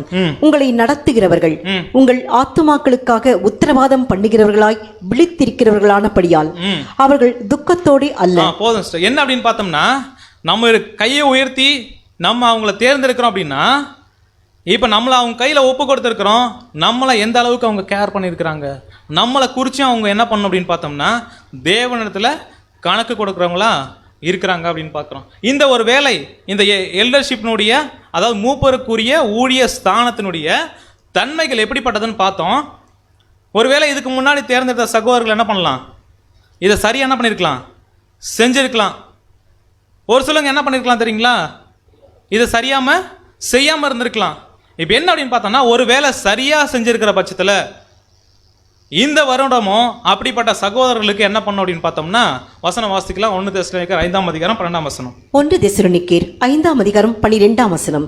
அன்றியும் சகோதரரே, உங்களுக்குள்ளே பிரயாசப்பட்டு கர்த்தருக்குள் உங்களை விசாரணை செய்கிறவர்களாய் இருந்து உங்களுக்கு புத்தி சொல்லுகிறவர்களை நீங்கள் மதித்து. படிக்கலாம் ஸ்டார்ட். 13ஆம் வசனம். அவர்களுடைய கிரியை நிமித்தம் அவர்களை மிகவும் அன்பா எண்ணிக்கொள்ளும்படி உங்களை வேண்டிக் கொள்கிறோம். என்ன அப்படின்னு பார்க்கும்போது, அன்றியும் சகோதரரே, உங்களுக்குள்ள பிரயாசப்பட்டு கர்த்தருக்குள் உங்களை விசாரணை செய்கிறவர்களா இருந்து உங்களுக்கு புத்தி சொல்றவங்க நீங்க என்ன பண்ணுங்க, மதிச்சு அவருடைய கிரியை நிமித்தம் என்ன பண்ணுங்க அப்படின்னு பார்க்கும்போது அவங்க கிட்ட அன்பா நடந்துக்க. என்ன அப்படின்னா, இப்படிப்பட்ட பிரயாசங்கள்லாம் அவங்க ஏறெடுக்கிறதுக்கான காரணமே நம்முடைய நன்மைக்காக தான், நாம சபையா மாறணுன்றதுக்காக தான். ஸோ அப்படிப்பட்ட ஊழியத்தை சரியா செஞ்சிருக்கும் போது அந்த சகோதரர்களுக்கு மீண்டுமாக வாய்ப்பு கொடுக்கறதுக்கும் நம்ம என்ன பண்ணோம் அப்படின்னா விருப்பம் உள்ளவங்களா. ஸோ அப்படி செய்யும் போது தான் நம்ம என்ன பண்ணுறோம் அப்படின்னு பார்க்கும்போது இன்னும் அவங்கள உற்சாகப்படுத்துறது. ஏன் பிரதர் வருஷம் ஒரு தடவை ஏற்படுத்திட்டோம் அப்படியே விட்டலாம்ல, ஏன் வருஷம் அப்படின்னு பார்த்தோம்னா, வருடம் ஒருவேளை சரியான ஊழியத்தை அந்த மூப்பருக்குரிய வேலையை சரியாக செய்கிற சகோதரர்களை நம்ம வருஷம் அவங்களுக்கு கைகளை உயர்த்தி நம்முடைய விருப்பத்தை தெரிவிக்கும் போது அவங்களும் என்ன பண்ணுறோன்னோ இன்னும் உற்சாகமாக அவங்கள பலி செலுத்துறதுக்கு நம்ம என்ன பண்ணுறோம் அப்படின்னு பார்க்கும்போது அவங்களுக்கு உதவி செய்கிறோம். அதே வகையில் சரியாக இருக்கிற இல்லாமல் போயிடுறாங்க. அந்த வேலையை சரியாக செய்யாதவங்கள இது ஒரு வாய்ப்பு இல்லைன்னா அவங்க அப்படிப்பட்டவங்க என்ன பண்ண முடியாது, நம்ம அந்த ஒரு வேலையிலேருந்து எடுக்கவும் முடியாது. ஒருவேளை டீக்கன்ஸாக இருக்கிறவங்க அந்த ஒரு வேலையை நல்லா செஞ்சுக்கிட்டு வராங்க, அப்படிப்பட்ட ஒரு அந்த ஒரு ஊழிய ஸ்தானத்துக்குரிய அந்த திறமையும் குணலட்சணம் இருக்குது அப்படின்னா அப்படிப்பட்டவங்களும் அடுத்த வருஷம் என்ன பண்ணலாம் நம்ம. இது எல்லாமே எதுக்காக அப்படின்னா, ஏன் வருஷம் அப்படின்னா இதனுடைய நன்மைகள் இதனுடைய முக்கியத்துவம் அதிகமாக இருக்கிறதுனால நம்ம என்ன பண்ணுறோம், பண்ணிக்கிட்டு வரோம். ஸோ என்ன அப்படின்னு பார்க்கும்போது இந்த ஒரு ஊழியத்தை போன வருஷம் சரியாக செஞ்சுருந்தாங்க அப்படின்னா அப்படிப்பட்ட சகோதரர்களுக்கு நம்முடைய நன்றியை எப்படி தெரிவிக்கலாம் அப்படின்னு பார்க்கும்போது, நீங்கள் சரியாக என்ன பண்ணியிருக்கிறீங்க, செஞ்சுருக்கிறீங்க, இன்னும் நல்லா செய்யுங்க அப்படின்னு அவங்கள என்ன பண்ணலாம் அப்படின்னு பார்க்கும்போது உற்சாகப்படுத்துகிற மாதிரி என்ன பண்ணலாம் அப்படின்னா நம்முடைய விருப்பத்தை அவங்க அந்த ஊழியத்தை தொடர்றதுக்கு என்ன பண்ணலாம், நம்முடைய விருப்பத்தை தெரிவிக்கலாம் அப்படின்றத பார்க்குறோம். இப்போ அடுத்து நம்ம கடைசியாக என்ன பண்ண போகிறோம் அப்படின்னு பார்த்தோம்னா, இப்போ இது வரைக்கும் அந்த எல்டர்ஷிப்பில் மூப்பருக்குரிய ஊழிய ஸ்தானத்தில் என்னென்ன விஷயங்கள்லாம் இருக்குது அப்படின்னு பார்த்தோம். அதுக்கெல்லாம் தகுதியுடையவர்களா அப்படின்றத நம்ம நாமினேட்டாக இருக்கிற சகோதரர்களுக்கு என்ன பண்ண போகிறோம், ஒப்பிட்டு பார்க்க போகிறோம். அடுத்து அது மாத்திரம் கிடையாது, அவங்களுக்குனே கொடுக்கப்பட்ட ஒரு சில வசன பகுதிகள் இருக்குது. அதில் இன்னும் நிறைய என்ன பண்ணப்படுது, ஏற்கனவே சொன்னதே நிறையா இருக்கு பிரதர். என்னன்னா அந்த ஊழியத்தினுடைய முக்கியத்துவம் என்னன்றத நம்ம சரியாக புரிஞ்சுக்கணும். ஸோ அதுக்காக தான் இவ்வளோ விஷயங்கள் என்ன பண்ணுது அப்படின்னு பார்க்கும்போது இருக்குது. இப்போ என்ன அப்படின்னா, மூப்பர் ஊழிய ஸ்தானத்துக்கு நம்ம ஒரு சகோதரனை ஏற்படுத்த போகிறோம் அப்படின்னா அதுக்கே உரிய ஒரு சில வசன பகுதிகள் இருக்குது, அதில் தகுதியாக சொல்லப்பட்டிருக்கு. அதனோடையும் கம்பேர் பண்ணி என்ன பண்ண போகிறோம் இப்போ நம்ம பார்க்க போகிறோம். ஸோ அப்படி பார்க்கும்போது 1 தீமோத்தேயு 3ஆம் அதிகாரம், அதுக்கப்புறம் தீத்து 1ஆம் அதிகாரம், ஸோ பேதுரு வசனங்கள் நம்ம என்ன பண்ணோம் அப்படின்னு பார்த்துட்டோம். இப்போ என்ன அப்படின்னு பார்க்கும்போது இந்த தீத்துவிலையும் தீமோத்தேயுவிலும் சொல்லப்பட்ட தகுதிகளை கொஞ்சம் நம்ம பிரித்து பார்க்க போகிறோம். எப்படி பார்க்க போகிறோம் அப்படின்னா, அதில் திறமையின் அடிப்படையிலான தகுதிகளும் இருக்குது, குணலட்சண அடிப்படையான இந்த குணலட்சணம்லாம் கண்டிப்பாக இருக்கணும்னு சொல்லப்பட்டிருக்கு. ஒரு சில விஷயங்கள்லாம் இருக்கவே கூடாதுன்னு சொல்லப்பட்டிருக்கு. இப்போ என்ன பண்ணலாம் அப்படின்னா அந்த வசன பகுதிகளை தியானிக்கலாம். ஸோ அப்படி பார்க்கும்போது திறமையின் அடிப்படையிலான குணலட்சணம் அப்படின்னு சொல்லும்போது முதலாவது வர்றது என்ன அப்படின்னு பார்த்தோம்னா போதக சமர்த்தன். அப்படி ஏற்படுத்துறதே எதுக்காக அப்படின்னா, ஆவிக்குரிய காரியங்களை ஆவிக்குரிய சத்தியங்களை போதிக்கிறதுக்காக தான் என்ன பண்ணுறோம், ஏற்படுத்துகிறோம். அதில் திறமைசாலியாக அந்த திறமை என்ன பண்ணோம் அவருக்கு கண்டிப்பாக இருக்கணும். அடுத்தது ரெண்டாவது விஷயம் என்ன அப்படின்னு பார்க்கும்போது தன்னுடைய குடும்பத்தை என்ன பண்ணணும், நன்றாய் நடத்தணும். ஸோ என்ன அப்படின்னு பார்த்தோம்னா குடும்பத்தை நடத்துறது திறமையா பிரதர், அதுக்கு திறமை வேணுமா? கண்டிப்பாக தேவன் விரும்புகிற மாதிரி அந்த குடும்பத்தை நடத்தணும் அப்படின்னா அந்த கெப்பாசிட்டி உள்ள சகோதரர்களால் மாத்திரம் தான் என்ன பண்ண முடியும். ஒருவேளை அந்த கெப்பாசிட்டியே இல்லை அப்படின்னா அவங்களால என்ன பண்ண முடியாது. அது லீடிங் கெப்பாசிட்டி, வழி நடத்துறது. அதான் வசனம் கேட்குது என்ன அப்படின்னு பார்த்தோம்னா சொல்கிற விஷயங்கள் என்னென்னா, தன்னுடைய சொந்த குடும்பத்தையே சரியாக விசாரிக்கல அப்படின்னா பெரிய குடும்பம் ஆவிக்குரிய குடும்பத்தில் எப்படி அவங்க உண்மையாக இருப்பாங்க? இப்போ என்னென்னா, இருக்கிற ஒரு மனைவி, ஒரு பிள்ளை இல்லை 2 பிள்ளை, அதுக்கு மேலே இருக்குமான்னு தெரில. என்ன அப்படின்னு பார்த்தோம்னா, அதையே சரியாக விசாரித்து அவங்களுடைய தேவைகளை சந்திக்காத ஒரு சகோதரன் இவ்வளோ பெரிய எக்லீசியாவை வழிநடத்துறதுக்கு போதுமானவராக இருப்பாரா அப்படின்னு பார்த்தோம்னா, அதுக்கு கண்டிப்பாக குடும்பத்தை நடத்த வேண்டிய திறமை. அடுத்து என்ன அப்படின்னு பார்க்கும்போது, குடும்பத்தில் பிள்ளைகள் இருப்பாங்க. அந்த பிள்ளைகளை தேவன் விரும்புகிற மாதிரி கீழ்ப்படிய பண்ணுறவங்களாம் என்ன பண்ணணும்? இருக்கணும். கண்டிப்பாக என்ன பண்ண மாட்டாங்க? கீழ்ப்படிய மாட்டாங்க. அதுவும் இப்போ இருக்கிற பிள்ளைங்க சுத்த மோசம். இப்போ என்னென்னா, அவங்க கீழ்ப்படிய பண்ணணும் அப்படின்னா அடித்து அதுக்கப்புறம் அவரை துன்புறுத்தி அப்படி கிடையாது. என்ன அப்படின்னு பார்க்கும்போது, இப்போ நம்மெல்லாம் தேவனுக்கு பிரியமாக வாழ்கிற எண்ணம் வருதா நமக்கு? ஒருவேளை தேவன் விரும்பாத விஷயம்னா செய்யறதுக்கு என்ன பண்ணுறோம்? பயப்படுறோம். இல்லை தேவன் விரும்ப மாட்டார் அப்படின்ற ஒரு பயபக்தி நமக்கு இருக்கா? இருக்கான்னு கேட்குறேன். கண்டிப்பாக இருக்கு. ஏன்?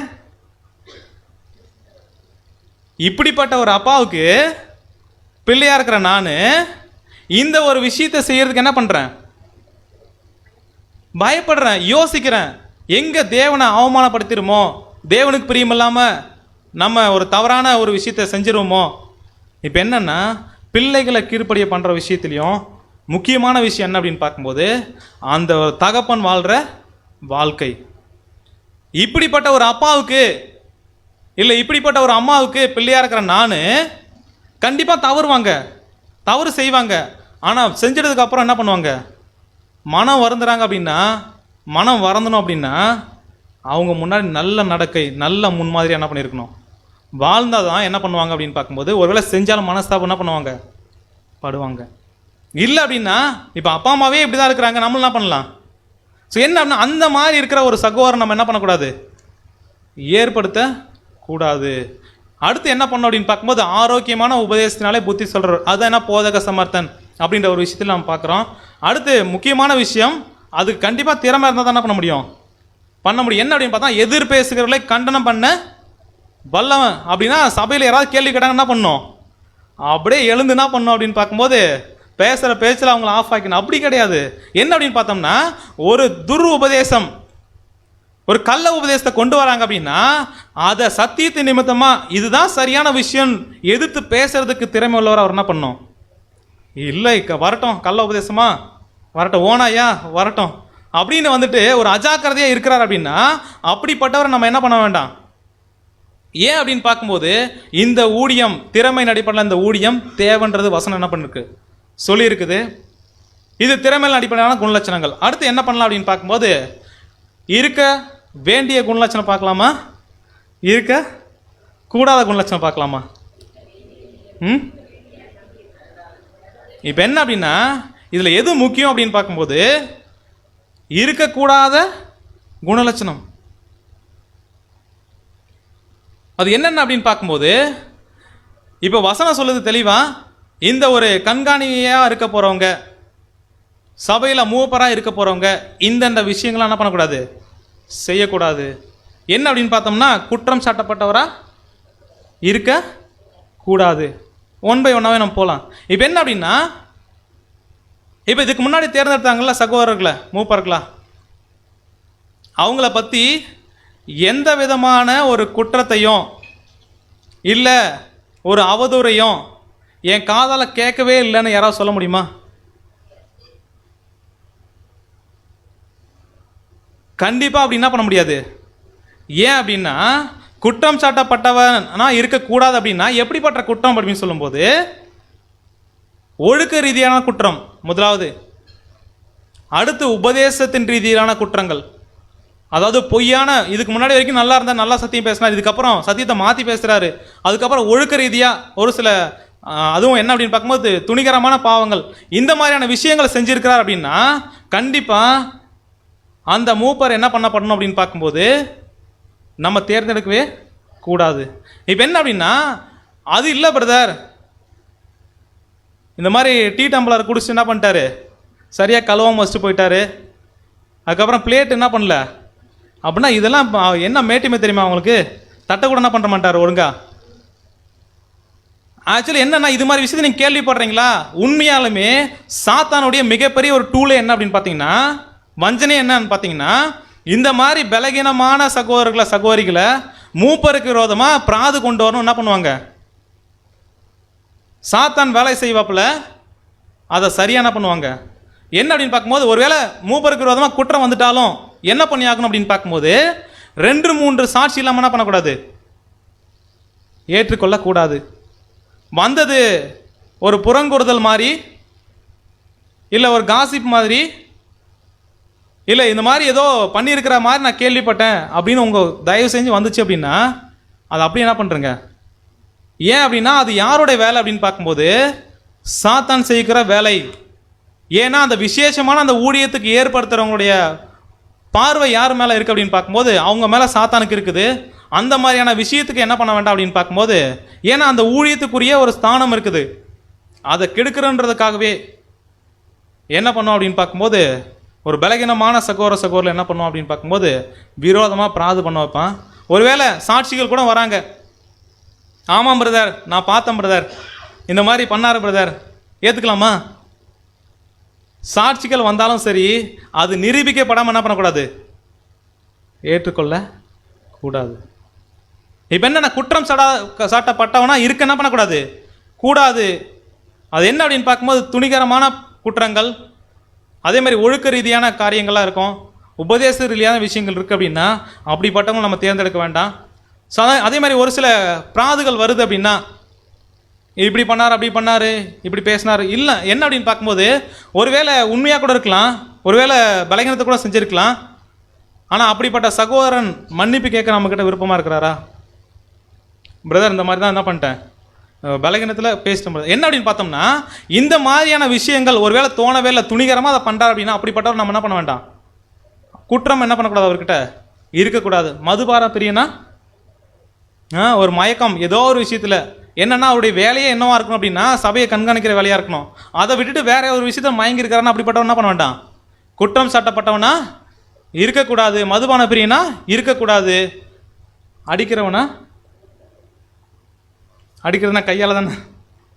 என்ன அப்படின்னு பார்க்கும்போது வாயின் வார்த்தைகள் காயப்படுத்துகிற மாதிரி, ரொம்ப ஒரு துக்கத்துக்குள்ளே போகிற மாதிரி என்ன பண்ணக்கூடாதுன்னா அப்படிப்பட்ட வார்த்தைகளை பேசி புண்படுத்துகிற மாதிரியான விஷயங்கள் என்ன பண்ணக்கூடாது, அவர் பண்ணுறவா இருக்கக்கூடாது. இழிவான ஆதாயத்தை என்ன பண்ணக்கூடாது, இச்சிக்கக்கூடாது. சண்டை பண்ணுகிறவனா, ஏன் அவர் பண்ண ஆரம்பிச்சாருன்னா அவர் தான் முன்மாதிரி. அப்புறம் என்ன பண்ணுவாங்க, மற்றவங்களும் நம்மளை பார்த்து என்ன பண்ணுவாங்க, கற்றுக்க வேண்டியது நிறையா இருக்குது, இதெல்லாம் என்ன பண்ணக்கூடாது. அதுக்கப்புறம் பண ஆசை உள்ளவனா இருக்கக்கூடாது. நூதன சிஷ்யனா இருக்கக்கூடாது. அதுக்கப்புறம் தன்னுடைய இஷ்டப்படி செய்கிறவனா இருக்க என்ன பண்ணக்கூடாது. என்ன அப்படின்னா தேவன் விரும்புகிற விஷயம் இருக்கும், சத்திய வசனம் ஒன்று சொல்லும், அதெல்லாம் இருக்கட்டும் பிரதர், என்னுடைய பார்வையில் இது சரியாக போடுது, என்ன பண்ணலாம், இதை பண்ணலாம் அப்படின்னு ஒருத்தர் வராருன்னா அவர் என்ன பண்ண வேண்டாம், என்னென்னா வசனம் இப்படி சொல்லுது இதன்படி வாழலாம் அப்படின்னு சொல்கிறவங்க தான் தன்னுடைய இஷ்டத்துக்கு என்ன பண்ணுறது, பேசுகிறவங்களாம் என்ன பண்ணக்கூடாது, வழிநடத்துறவங்களா இருக்கக்கூடாது. அவங்க வழிநடத்த சத்தியத்தின் அடிப்படையில் என்ன பண்ணணும், இருக்கணும். வசனத்தின் அடிப்படையில் என்ன பண்ணணும், இருக்கணும்னு பார்க்குறோம். அடுத்தது எதுக்கு எடுத்தாலும் சட்டுன்னு கோபம் வருதா, அப்படிப்பட்டவங்களை ஏற்படுத்த கூடாது. இப்போ நம்ம என்ன பண்ணலாம், சகோதரர் மேலே நிறைய அன்பு இருக்குது, நிறைய திறமை இருக்குது, மற்ற குணலட்சணமும் இருக்குது, இதில் இருக்கக்கூடாதுன்ற குணலட்சணத்தில் ஒரு வேளை ஒருத்தர் இருக்கிறார் அப்படின்னா அவர் ஏற்படுத்தினா என்ன ஆகும் தெரியுங்களா? என்ன அப்படின்னு பார்க்கும்போது அதனால நிறைய ப்ராப்ளம்ஸ், ஆவிக்குரிய வாழ்க்கையே கொஞ்சம் பின்தங்கி போகிற மாதிரியான ஒரு முன்மாதிரியாக அவர் இந்த மாதிரியான விஷயங்களை பண்ணிக்கிட்டு இருக்கார் அப்படின்னா நம்ம ஏற்படுத்த கூடாதுன்னா கூடாது. அடுத்தது இருக்க வேண்டிய குணலட்சணம், முக்கியமான விஷயம் என்ன அப்படின்னு பார்க்கும்போது ஒரே மனைவியுடையவராக இருக்கணும். அடுத்தது ஜாக்கிரதை உள்ளவராக இருக்கணும். ஏன் ஜாக்கிரதை உள்ளவராக இருக்கணும் அப்படின்னு பார்த்தோம்னா, இப்போ ஒரு சில சகோதரர்கள் கொண்டு வரலாம், பிரதர் இந்த விஷயம் வந்துட்டு இதை பண்ணலான்னு இருக்கிறேன், என்ன சொல்கிறீங்க, இதை செய்யலான்னு இருக்கேன், செய்யுங்க, பண்ணுங்க, இப்படியே சொல்லிக்கிட்டு இருக்காருன்னு வச்சுக்கிங்களேன், அவர் எப்படிப்பட்டவர் கிடையாது தெரியுங்களா, ஜாக்கிரதை உள்ளவர் கிடையாது. ஏன் அப்படின்னா இந்த விஷயம் செய்யறதுனால இந்த மாதிரி பாதிப்பு வரும்ன்றது அவருக்கு என்ன பண்ணணும், தெரிஞ்சிருக்கணும். அவர் ஜாக்கிரதையாக இருக்கும்போது தான் அதை உன்னிப்பாக என்ன பண்ணுவார், கவனித்து பிரதர் இதை செய்ய வேண்டாம், இதை செய்யுங்க அப்படின்னு என்ன பண்ண முடியும்?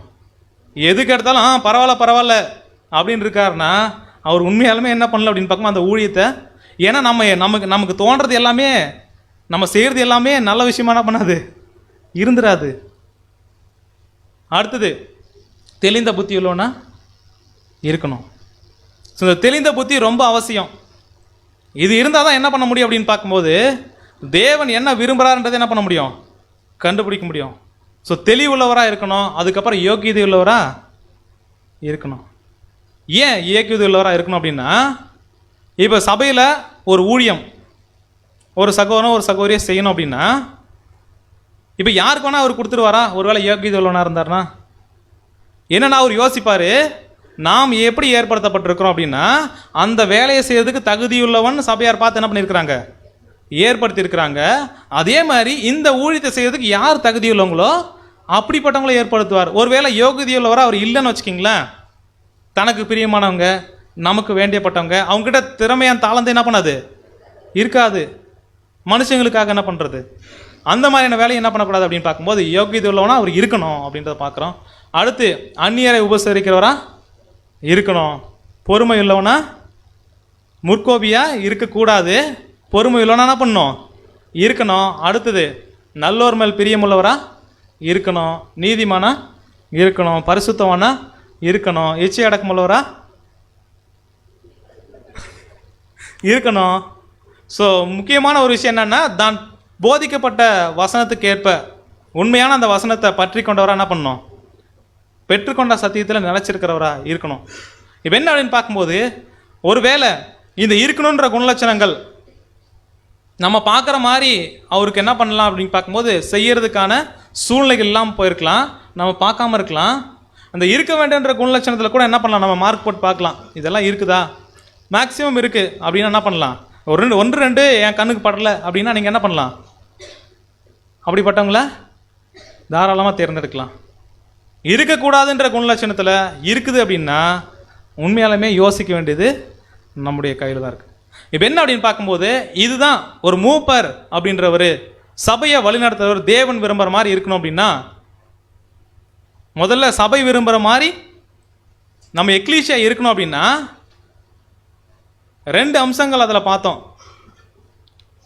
என்ன அப்படின்னு பார்க்கும்போது தகுதியுள்ள சகோதரர்கள் என்ன பண்ணணும், மூப்பராக ஏற்படுத்தணும்.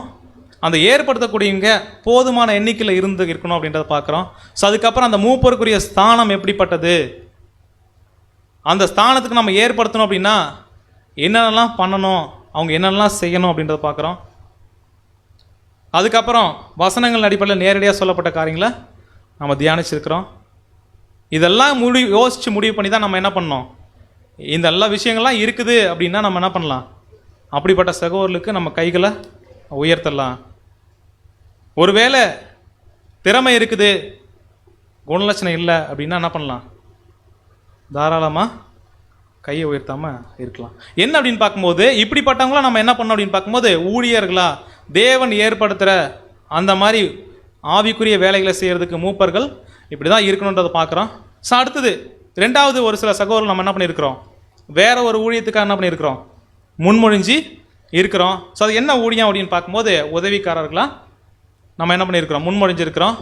இப்போ இந்த உதவிக்காரர்கள் அப்படின்றவங்க யாருன்றதை முதல்ல நம்ம என்ன பண்ணணும், தெரிஞ்சுக்கணும். அவங்க அசிஸ்டன்ட் பாஸ்டர், அதாவது அசிஸ்டன்ட் மூப்பர்லாம் கிடையாது. என்ன அப்படின்னு பார்க்கும்போது ஏன் அப்படின்னா உங்களுக்கு 2 சப்ஜெக்டா, எனக்கு ஒரு சப்ஜெக்டு, இதெல்லாம் அவங்களுடைய வேலையே கிடையாது. போதிக்கிற வேலையை யார் தான் செய்யணும் வசனம் சொல்லுது அப்படின்னு பார்த்தீங்கன்னா மூப்பர்கள் தான். அந்த ஒரு ஆவிக்குரிய வேலையை செய்கிறதுக்கு யாருக்கு தான் தேவன் வாய்ப்பு கொடுத்துருக்காரு அப்படின்னா தகுதியுள்ள திறமையுள்ள சகோதரனாக இருக்கணும், குணலட்சணம் உள்ள அப்படி இருக்கிறாங்க பிரதர் அப்படின்னு யாரை தான் ஏற்படுத்தியிருக்கிறோம் சபையில் அப்படின்னா அவங்க பேசுகிற சத்தியங்களை தான் என்ன பண்ணும், நமக்குள்ளே கிரியை செய்யும். அப்படின்னா டீக்கன்ஸ் பேசவே வேண்டாம்னு என்ன பண்ணல, சொல்லலை, பேசலாம். அவங்களுடைய தாளந்தை ஊக்குவிக்கிறதுக்குன்னு, அவங்கள உற்சாகப்படுத்துறதுக்குன்னு, இன்னும் அவங்கள வளர வைக்கிறதுக்கான ஒரு சில கூடுகைகள் நம்ம என்ன பண்ணலாம், ஸ்பெஷலாக ஏற்படுத்திக்கலாம். இப்போ என்ன அப்படின்னு பார்க்கும்போது ஏன் இந்த உதவிக்காரர்களுடைய தேவை ஏன் வந்துச்சுன்னு முதல்ல நம்ம என்ன பண்ணணும், பைபிளில் பார்க்கணும். இப்போ அதை நம்ம பார்த்து கண்டுபிடிச்சிட்டோம் அப்படின்னா எதுக்காக அப்படிப்பட்ட உதவிக்காரர்களை ஏற்படுத்தினாங்க அப்படின்றத நம்ம என்ன பண்ணலாம், புரிஞ்சுக்கலாம். வசனம் படிக்கலாம் பாருங்க. அப்போஸ்தலர் 6ஆம் அதிகாரம் 1-2 வசனங்கள். அப்போஸ்தலர் 6ஆம் அதிகாரம் 1-2 வசனங்கள். அந்நாட்களிலே சீஷர்கள் பெருகின போது கிரேக்கரானவர்கள் தங்கள் விதவைகள் அன்றாட விசாரணையில் திட்டமாய் விசாரிக்கப்படவில்லை என்று எபிரேயருக்கு விரோதமாய் முறுமுறுத்தார்கள். இப்போ என்ன அப்படின்னு பார்த்தோம்னா, அங்க அப்போஸ்தலர் மத்தியில, சீஷர்கள் மத்தியில ஒரு பிரச்சனை நடக்குது. என்ன அப்படின்னு பார்க்கும்போது மாம்சீக பிரகாரமான ஒரு தேவை இருக்குது. அந்த தேவையை சந்திக்கிறதுக்கு ஆளு இல்லை. இப்போ அதுக்காக என்ன பண்ணுறாங்கன்னா, அங்கே இருக்கிற எல்டர்ஸ் கிட்ட வராங்க. யாரு? எல்லாரும் வந்து நீங்கள் என்ன பண்ணுங்கன்னா இதுக்கு ஒரு முடிவு என்ன பண்ணுங்க சொல்லுங்கன்னு சொல்றாங்க. அதுக்கப்புறம் என்ன பண்றாங்க அப்படின்னு பார்க்கும்போது வசனம் படிக்கலாம். அப்பொழுது 12 சீஷர் கூட்டத்தை வரவழைத்து, நாங்கள் தேவ வசனத்தை போதியாமல் பந்தி விசாரணை செய்வது தகுதியல்ல.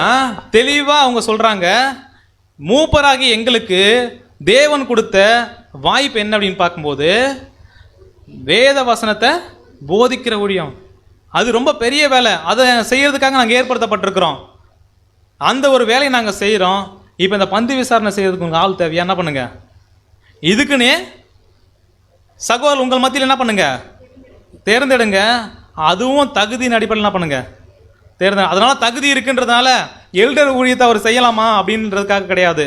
அந்த வேலையை செய்யறதுக்கு பூமிக்குரிய விதத்தில் நம்முடைய மாம்சீக தேவைகளை சந்திக்கிறதுக்கு ஏற்படுத்தப்பட்டவங்க தான் இந்த டீக்கன்ஸ், இந்த உதவிக்காரர்கள். அவங்க யாருக்கு உதவிக்காரர்கள் அப்படின்னா, தேவன் விரும்புகிற மாதிரி எக்லீஷியா இயங்கணும் அப்படின்னா அவங்க மூப்பர்களுக்கும் உதவிக்காரங்க, சபையாருக்கும் உதவிக்காரங்க. இப்போ மூப்பர்கள் என்ன பண்ணுவாங்க அப்படின்னு பார்க்கும்போது, சபைக்கு இந்த ஒரு விஷயத்தை ஏற்படுத்த போகிறோம், இதுக்கு தேவையான உதவிகள் தேவைப்படுது, மாம்சீக பிரகாரமான தேவை இருக்குது, அந்த ஊழியத்தை செய்யுங்க பிரதர். அதுக்காக ஏற்படுத்தப்பட்டவங்க யாரு? டீக்கன்ஸ். அதனால் அது ரொம்ப தரம் தாழ்ந்த ஊழியன்னு நினைக்க வேண்டாம். அந்த வேலையை செஞ்சவர் தான் முதல் சபையாக மாறி இருக்கிறார். அதில் தெளிவாக இருக்கிறோம்ல. என்ன அப்படின்னு பார்க்கும்போது யாருக்கு என்ன ஊழியங்கள் ஏற்படுத்தப்பட்டிருக்கோ அந்த ஊழியத்தை ஒரு எக்லீசியா சரியாக செய்யுது அப்படின்னா அந்த எக்லீசியா நல்லா டெவலப் ஆகிருக்குன்னு அர்த்தம். இல்லை பிரதர் இதுலேயே கொஞ்சம் பிரச்சனை இருக்குது அப்படின்னா நம்ம தெளிவாக புரிஞ்சுக்கலாம், சத்தியத்தை என்ன பண்ணல சரியா புரிஞ்சுக்கல. வெண்ண அப்படின்னு பார்க்கும்போது இந்த உதவிக்காரராக தேர்ந்தெடுக்கக்கூடியவங்களுக்கும் தகுதி இருக்குது. ஸோ அந்த தகுதிகள் நம்ம அப்படியே வாசிக்கலாம். 1 தீமோத்தேயு 3ஆம் அதிகாரம் 8ஆம் வசனம். 1 தீமோத்தேயு 3ஆம் அதிகாரம் 8ஆம் வசனம். அந்தப்படியே உதவிக்காரரும் இரு நாக்கு உள்ளவர்களாயும் மதுபான பிரியராயும் இழிவான ஆதாயத்தை இச்சிக்கிறவர்களாயும் இராமல் நல்லொழுக்கம் உள்ளவர்களாயும். அடுத்து அப்படியே படிக்கலாம் சார், வசனம் இருக்கு. விசுவாசத்தின் ரகசியத்தை சுத்த மனசாட்சியிலே காத்துக் கொள்ளுகிறவர்களாயும் இருக்க வேண்டும். இப்போ என்ன அப்படின்னு பார்க்கும்போது இரு நாக்கு உள்ளவங்களாம் என்ன பண்ணக்கூடாது, இருக்கக்கூடாது. இங்கே சபையார்கிட்ட ஒரு விஷயத்த பேசிட்டு அதுக்கப்புறம் எல்டர்ஸ் கிட்ட போயிட்டு வேற விஷயம் சொல்லிட்டு அதுக்கப்புறம் எல்டர் வந்து இந்த மாதிரி பண்ணாங்க என்ன அப்படின்னா, இந்த மாதிரி மாற்றி மாற்றி பேசுகிறவங்களாம் என்ன பண்ணக்கூடாது. அப்படி இருந்தாங்கன்னா தயவு செஞ்சு அப்படிப்பட்டவங்க என்ன பண்ண வேண்டாம், ஏற்படுத்த வேண்டாம்.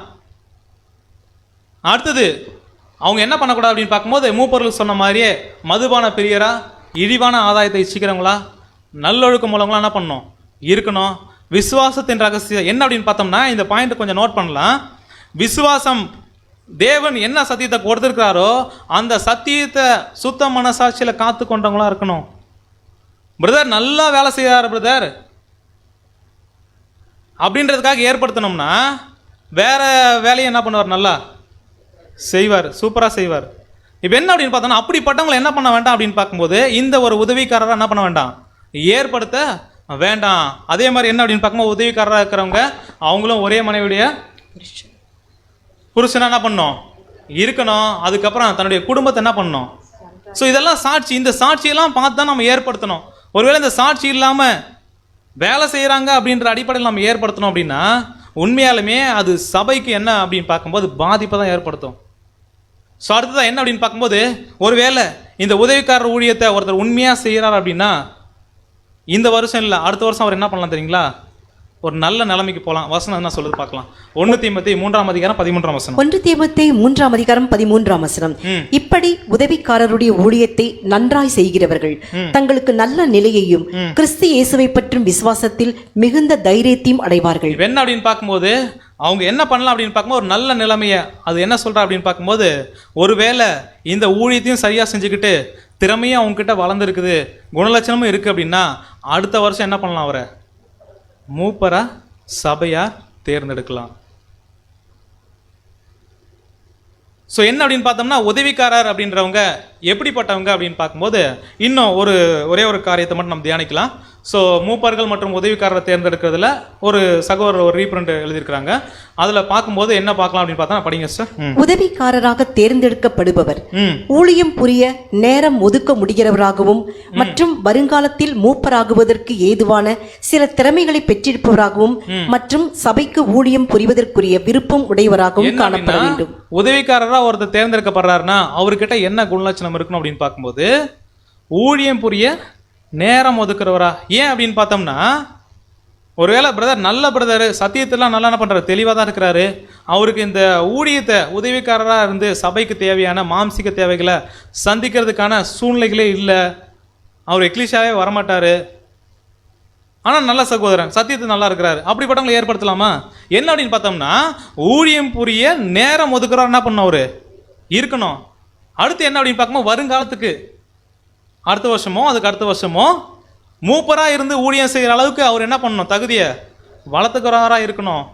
அதுக்கப்புறம் சபைக்கு ஊழியம் புரிவதற்கு என்ன அப்படின்னா, டீக்கனா ரொம்ப சின்ன வேலையை கொடுத்துட்டாங்க, அதனால் அது செய்யலாம் எனக்கு விருப்பம் இல்லை அப்படின்லாம் இருக்கக்கூடாது. என்ன வேலை கொடுத்தாலும் முழு மனசோட செய்கிற விருப்பம் உடையவராக அந்த டீக்கன் என்ன பண்ணணும், இருக்கணும் அப்படின்றத பார்க்குறோம். ஸோ இப்போ என்ன அப்படின்னு பார்க்கும்போது, எல்டர்ஸுக்கும் டீக்கன்ஸுக்கும்